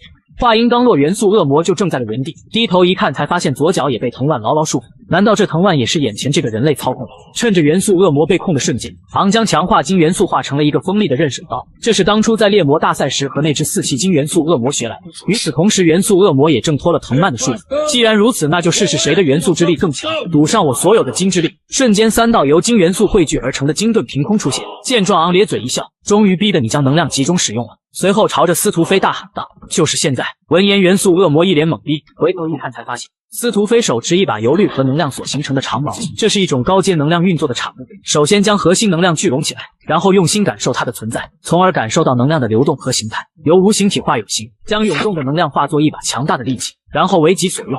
坏了！在昂发动恶魔之力将元素恶魔击杀之后，但由于自身身体薄弱，因此受到反噬，甚至连勉强站起来的力气都没有，无奈只能被司徒飞搀扶着移动。可就当两人刚离开洞口之时，身后数道人影紧随其后。就在刚刚之前，昂向司徒飞交代过，在他与恶魔交战之时，由司徒飞完成致命的最后一击，因为那毕竟是一只特殊的武器元素恶魔，再加上他的灵智如果着重于防御的话，恐怕两人短时间内根本就无法解决。待昂将恶魔能量逼到一起集中使用之时，因为那时候元素恶魔的防御能量会十分薄弱，而这个时候也是司徒飞绝佳的击杀时间。此时武器元素恶魔也意识到了两人的意图，原来这2名人类一开始就是为了这一击，可即便是发现了也是为时已晚，只能眼睁睁地看着绿色能量长矛朝自己身上刺来。看来昂分析的一点都没错，这种能量聚集法则能极大地提取身上的一核能量，并能轻易做到射穿恶魔的护甲。在恶魔发动全身能量对抗昂之时，同时也舍弃了自身的防御。元素恶魔还试图尝试愈合伤口，可发现没用。趁你兵要你命，昂可不会放过这个来之不易的机会。一个爆射就朝着恶魔身前袭去，伸出恶魔之爪就拿到了恶魔胸前的元素水晶。没有元素水晶的恶魔顿时就失去了生机，身体不听使唤的猛地一把跪倒在地。元素恶魔至死也不明白为什么不能立即修复伤口。为了让恶魔死的瞑目，昂缓缓解释道，因为他的攻击本就是纯粹的修复能量，但在作为武器攻击时会排斥不属于自身的修复手段。此言一出，元素恶魔才如梦初醒，攻击排斥，原来你把一切都算计在里面了。恶魔说完便倒了下去，只留下一地躯壳。这时司徒飞急匆匆地跑了过来，昂你没事吧？闻言昂挤了挤眼，示意没事。多亏了你核心才能顺利到手，你刚才的那一击可真酷，不愧是司徒家的天才少女。此言一出，司徒飞脸上顿时出现了一抹红晕，随即撇撇嘴扭过头去，一脸不屑地表示这还用你说，我才不想做你的拖油瓶。昂反问，倒是你刚才的那一击调动了绝大部分能量，身体还吃得消吧？司徒飞示意没事，至少行动没什么问题。可就在这时，外面传来了急促的脚步声。真如你所料，没想到他们这么快就找到我们了。一些感知能力较强的战士可以精准地定位到战斗能量波动的所在地，事不宜迟，我们得赶紧离开。脚步声是从左边传来的，趁他们还没赶来之前，我们向右边尽快离开这里就好。可下一秒，昂的心头却是猛地一震，紧接着直接跪倒在地，口中更是涌出了一口鲜血。看着眼前的鲜血，司徒飞不知所措，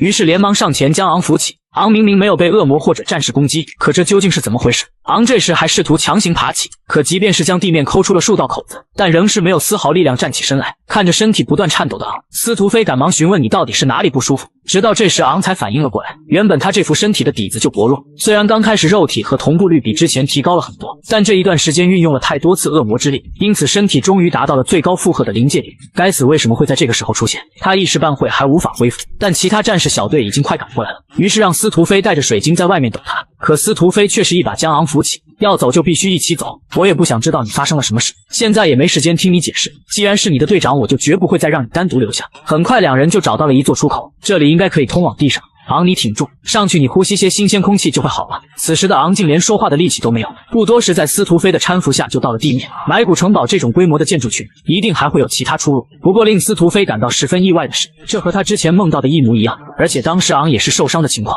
但他现在根本没有时间想太多。可就在这时，身后突然出现了6道身影，眨眼间就挡住了两人的去路。临时和你们组队果然有收获，大家都是武奇，也就不用客套了。你们3胞胎的感知能力的确很强，刚才引发战斗的是他们2个吗？这时司徒飞暗叫不好，该死的6名武核战士这时眉心有痣的黄毛不屑道：“我没看错吧？区区一合战士也敢来这里？难道你们小队仅有你们2人？而且那家伙还和恶魔战斗受了伤？”可下一秒，带至黄毛就睁大了眼睛，原来他发现了握在昂手中的元素水晶，于是指着2人高声说道：“你们快看，元素水晶在那人手里！”话音刚落，几人就不约而同地朝2人望去。哈哈，得来全不费工夫，这水晶今天我们3兄弟要定了。但一旁的光头表示，但我们小队可不答应。此时司徒飞的内心无比自责，他根本不是这些人的对手。可恶，如果自己再强点，就有能力保护昂了。就在这时，昂挣扎着缓缓站起，随后示意司徒飞拿好水晶。很明显，6人的目标是水晶，在这里无论如何也不会让他们俩活着离开。可司徒飞却十分担心昂的身体，昂表示至少他现在还能战斗。说罢，手持大剑缓缓起身：“我是战士，只要还能行动，那就要战至最后一刻。”对此，6名5合战士一脸不屑：“你这个重伤的4合战士真是自不量力，竟妄想和我们2个小队打！我们可是整整有6名5合战士，识相的就自己交出水晶，我会让你们2人死得痛快点。”此时的昂能明显的感受到，现在的他根本无法唤醒体内的恶魔之力，因为他的身体根本负荷不起那种强大的力量，这注定会是一场艰难的战斗。说罢，猛地一脚踏破地面，那就各凭本事，谁抢到就是谁的。同时，一旁的司徒飞也突然想起，怎么和之前所做的梦如此相像？但这结局到底会怎样呢？昂，你一定要赢！怒了！面对数名5合战士的联合绞杀，昂真的怒了，但强行发动体内的恶魔之力也只能坚持60秒，可却偏偏就是这短短60秒的时间，即便是死也要护司徒飞周全。那么问题来了，究竟从你们几个谁先开始呢？就在刚刚，眼看元素水晶争夺战即将打响，5合光头先是放起了狠话：“你们3兄弟杀了他们，这次的元素核心就交给我们了。”但3胞胎也是一副志在必得之势：“抱歉了，这次就由我们3兄弟拿下了。”原来3兄弟早已找好了买家，即便这元素核心他们自己不用，单纯卖出去也能大赚一笔。这时的昂能明显的感觉到，若强行催动体内的恶魔之力，最多只能支撑1分钟。这副该死的身躯为何偏偏在这个关头出问题？但可以肯定的是，有了这1分钟，完全可以让司徒飞安全顺利的逃出去。与此同时，光头小队与3胞胎小队已冲了上来。见状，昂拿了手中的大剑，然后不舍得朝司徒飞望了一眼，随即紧紧的闭起了眼睛。虽然仅仅只有1分钟，但能杀了你们就足够了。说罢，将火系能量注入到大剑之中，顿时体内的狂暴能量肆意涌动。而对方也察觉到了昂身上这股恐怖的气息，他身上的气息为何突然暴涨了数倍有余？待昂近身后，他们才发现这家伙竟然是人魔同体的怪物。可不待几人反应，昂便消失在了原地。见状，3兄弟立刻发动感知寻敌技能，可下一秒，昂就出现在了3人身后。顿时3人就察觉到危险来临。就在3胞胎的老三转头观察的瞬间，昂此时已袭到了他身下。见状，立刻高喊道：“他在！”可不等他话说完，昂的大剑就刺入了他的身体之中，顿时一股鲜血由腹部喷射而出。只见昂咧嘴一笑：“那就先从你开始吧。”而击杀此人仅仅只用了5秒。此时的老大老二还一脸懵逼不知所措，直到过了1秒钟才反应了过来。老三说罢，2兄弟就朝着昂冲了上去，杀了这恶魔为老三报仇。见状，昂回头微微一笑，自己找死那就可怪不得我了。只见昂手中的大剑迅速的向四周划拉了一圈，眨眼间就将2兄弟劈成了2半。3兄弟被灭距离倒计时仅过了8秒不到。一旁的5合光头暗叫不好，这恶魔的速度简直令人匪夷所思。而此时的昂早已杀红了眼，直接利用体内的金土元素发动技能刺潮，顿时无数尖刺破土而出，直接将死去的3兄弟刺向空中。而光头几人也被尖刺攻击刺得连连后退，眨眼间几名手下也被尖刺抹杀。好强悍的技能和速度！虽说那3兄弟最擅长的是感知能力，可毕竟也是5合战士，竟然瞬间就被无情抹杀。这家伙究竟是什么东西？搞不好的话，今天自己也要交代在这里。昂此时已提着大剑走了过来，一旁的绿毛还偏就不信邪，就不信了我们联手连一个恶魔都干不掉，都使出全力和这家伙拼了。闻言，昂直接冲了上来。既然如此的话，那就试试。可就在冲刺的瞬间，昂脑海中猛地一震，糟糕，那股无力感又袭上来了。此时的他只能勉强依靠大剑站直了身体。该死，全身的器官感觉都要炸裂了一般，鲜血也忍不住从口中涌了出来。此时时间也只剩下了36秒。远处的司徒飞紧张地看着场中发生的一切。糟糕，昂的身体看来是要扛不住了。这时5合光头也发现了昂身体上出了状况，心想这时去抢一起女战士的核心是易如反掌，但眼前这个人魔同体的家伙却是个不稳定因素，趁你兵要你命，不如趁他虚弱时一口气直接将他干掉。说罢，一马当先的就朝着昂爆射袭去。见状，昂努力咬了咬牙，既然想杀我，那你就得付出点代价才行。说罢，将手中的大剑插向地面，顿时形成了一个方圆10多米的能量防护罩。见状，5合光头一脸兴奋，区区一个保护罩而已，我能直接击碎。攻击的同时让其他人用技能不断猛砸。可即便是3人使出了9牛2虎之力，昂的防护罩却未曾见到有一丝裂纹。5合光头发现这防护罩久攻不破，但却不知为何一直在收缩，这究竟是怎么回事？可下一秒似乎意识到了哪里不对劲，不好是陷阱，大家快停下！可这时昂却咧嘴一笑，这时才发现你们不觉得晚了吗？说罢猛地加大了大剑插入地底的力度，这就将你们的能量都归还给你们。口中大喝，能量运作反弹，顿时就将光头几人直接给轰飞了出去。在能量冲击下，光头几人的身体开始缓慢解体，顿时一股狂暴的圆形能量体向四周不断蔓延，形成的恐怖能量直冲天际。远处的小队也发现了这股恐怖的能量波动，这种气势的能量一定和元素水晶有关。说罢就朝着昂那边赶了过去。随着烟尘的缓缓散去，地面只留下一个深达万丈的深坑，一旁的光头等人直接被烧成了焦炭，而昂则是双手持剑勉强的半跪在原地。见状，司徒飞赶忙跑了过去，昂你没事吧？闻言，昂微微一笑，随即收回了手中的大剑，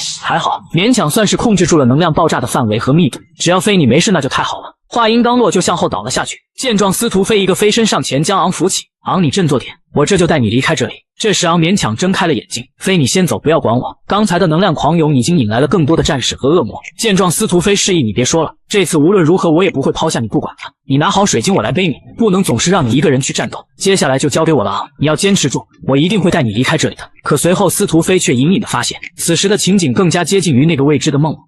炸裂了！司徒飞进化为黑白飞的过程可谓是太炸裂了。当司徒飞好不容易才将昂救了出来，可随后发生的事情居然和之前梦中的一模一样。随着两只恶魔的出现，司徒飞意识到完了，可接下来所发生的一切却是他未曾梦见的。不错，你们千呼万唤的黑王旗以御姐之姿霸气出场。就在刚刚，当司徒飞刚进入房门的那一刻，顿时心里就猛然一惊，这和之前梦里的情景简直一模一样。昂，你坚持住，我一定会带你离开这里的。昂，你不要睡啊！此时的司徒飞早已没有半丝力气，但仍咬着牙搀扶着昂。我们拿到了，你一定不会死的。昂，你坚强点，你是我活下去的动力。你睁开眼睛好吗？我求你了啊！我们好不容易才……可话还没有说完，昂拿着元素的手突然就垂了下去，咕噜一声滚落在一旁的地板之上。这为什么会这样？随后吃力的将元素水晶从地上捡起，也不知道该怎么去理解，也不知道从什么时候开始，应该是从昂战斗完开始算起。这一切明明就是之前梦中出现的场景，那么接下来头上应该会出现两只恶魔。果然，此时头上有两只恶魔正在紧盯着他，不待司徒飞反应就出现在他的眼前，真的和梦中的一样。见状，司徒飞停顿了片刻，然后突然加快了身上的脚步，背着昂奋力向外面冲刺。可恶魔仅是一个眨眼就袭到了他的头上，区区一骑战士竟也想将元素水晶据为己有。可即便如此，司徒飞仍将昂死死地护在身前。恶魔接着一把刺向了司徒飞的后背，竟直接将其给掀翻了出去。看着躺在地上的两人，恶魔不禁嘲笑道：也不知道这两个废物是如何走到这里的，而且还拿到了元素水晶，我们这就叫人类捕蝉，恶魔在后。这时司徒飞望着胸口的大洞，心脏被恶魔穿透了，应该是恢复不归来了。可这时的昂还想要挣扎的爬起，可被恶魔轻轻一脚又给踩翻在地。这个家伙还有一口气呢，但说起来可真奇怪，这家伙身上有一股让我十分厌恶的味道。可即便到了此时，司徒飞仍十分担心昂的处境。你们别碰他！对于司徒飞的请求，恶魔根本不屑一顾。这男人身上的味道我很不喜欢，要不试试砍头玩玩？听到这里，司徒飞不顾自身安危，朝昂爬了过来。不许你们碰他！你们这些该死的恶魔，给我放开他！闻言，蓝旗女恶魔站了起来。有小丫头，你好厉害，快死的人了，脾气还这么大。说罢，一脚踢向司徒飞的胸部，竟直接一脚将其给踢飞了出去。可恶，我实力还是太弱了，保护不了队友，也保护不好昂。对不起了昂。此时他只能眼睁睁地看着昂被两只恶魔蹂躏，但口中仍轻声地说道：不许你们碰他！可恶，我要保护好昂的，只怪我太弱了，我不甘心，如果我能再强一点就好了。可就在这时，一旁的空间内凭空出现了一道由黑气形成的漩涡，随着漩涡的出现，周围的时空顿时全部就静止了下来，紧跟着一道高跟鞋的滴答声从房间内响起。讨厌，这事可真难办。这是黑王旗的身影第二次在漫画中出现，这可真该死。赤王旗叮嘱过我不要出手帮这个人类战士的，可我到底还是出手了，这下头疼了。不过我这还不是因为担心人类身体里的赤王旗你吗？想必你到时候也不会怪我的。这具人类的躯体还是太弱了，果然还是无法支撑我亲爱的赤王旗的力量。按理来说这身体早就应该超负荷了才对，可硬生生被这家伙撑到了现在，不愧是赤王旗看上的最强人类，意志力简直惊人。对了，还是先确认一下。于是趴到昂的耳旁说道：你在吗？是。可等了半天未发现丝毫动静，这可真讨厌，人家难得来见你一次，可你仍旧是在沉睡，还未曾苏醒。随即回头看向一旁处于空中的司徒飞，然后起身来到司徒飞身旁，竟直直地盯着他的眼睛。这妮子身上有一股我特别熟悉的能力波动，这下就有意思了，他的能力似乎比我想象中还要强大许多呢。但可惜以他目前这具弱小的人类身躯，根本无法激发出他体内本该拥有的力量。说罢，黑王旗猛地睁大了眼睛，随之一个大胆的想法由脑海中冒出：既然赤王旗嘱咐我不能直接帮那小子，那我间接点不就行了？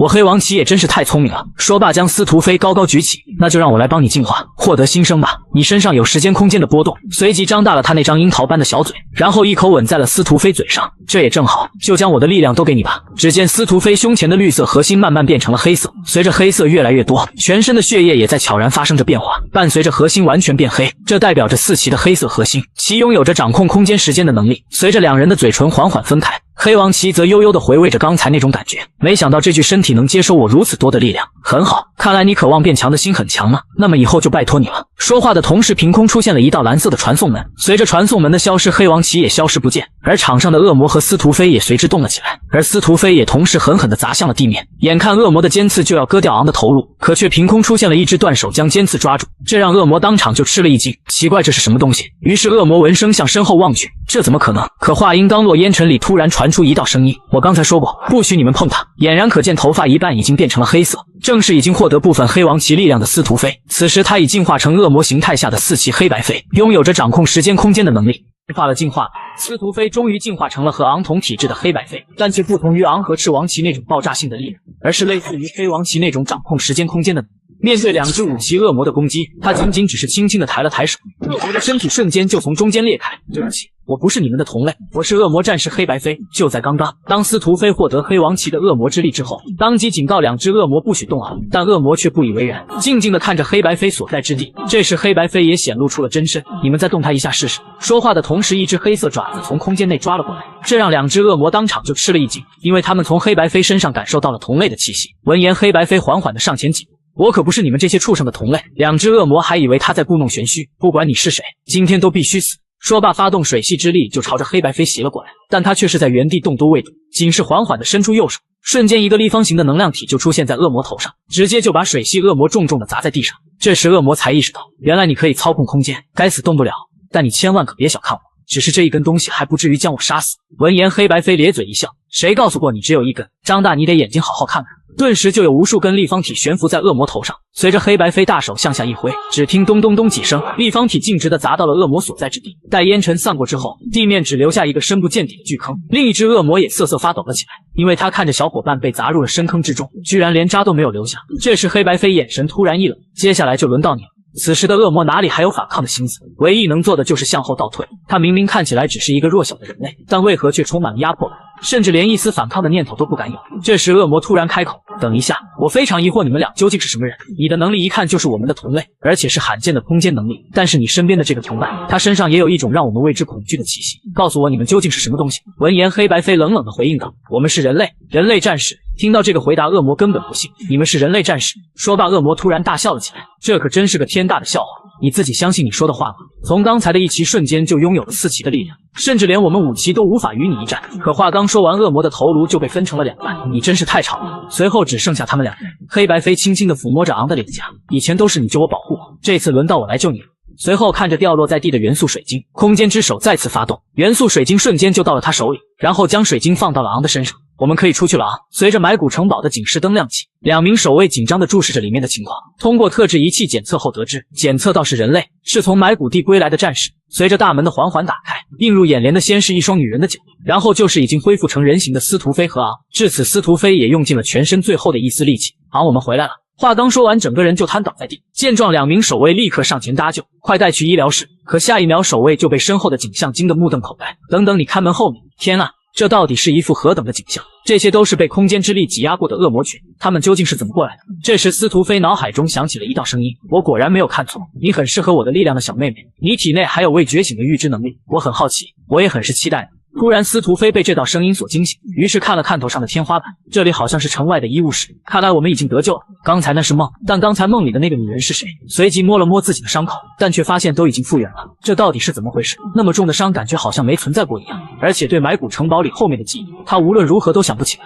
越想头越是痛，那段记忆就像是被一片黑雾给掩盖了。这时，司徒飞的身上被披上了一件床单。谢谢你把我带出来飞。司徒飞抬头看了一眼，发现是昂，对此说法他却毫无印象。无奈昂只能耐心对其解释，听从我们过来的人说，是你坚持把我带到了门口。了不起的司徒飞。听到这里，司徒飞也有了大致的印象，从昂受伤一直到遇见恶魔，直到现在脑子里还全是昂的安危，于是一脸担忧地望向昂。昂，你还好吧？你没事了吗？闻言，昂伸了伸手，你看好得很，剩下的就是一些小伤了。抱歉飞，这次是我大意了。在城堡里早已感到了身体不适，但为了元素核心，差点让我们都送掉了性命。听到这里，司徒飞焦急地询问道：“对了，元素水晶呢？”闻言，昂将元素水晶从怀里掏出：“别着急，在我这里。我醒来的时候就发现在我的衣服里，应该是你帮我塞进去的吧？谢谢了，你真是细心。”听闻此言，司徒飞脑海中全无印象，是我放的吗？但我怎么全都不记得了？昂表示你先好好养伤。总而言之，这次埋骨城堡之行的目的达到，接下来就需要找到一个安全的地方炼化核心。说到这里，司徒飞就准备起身，办完手续我们就可以离开了。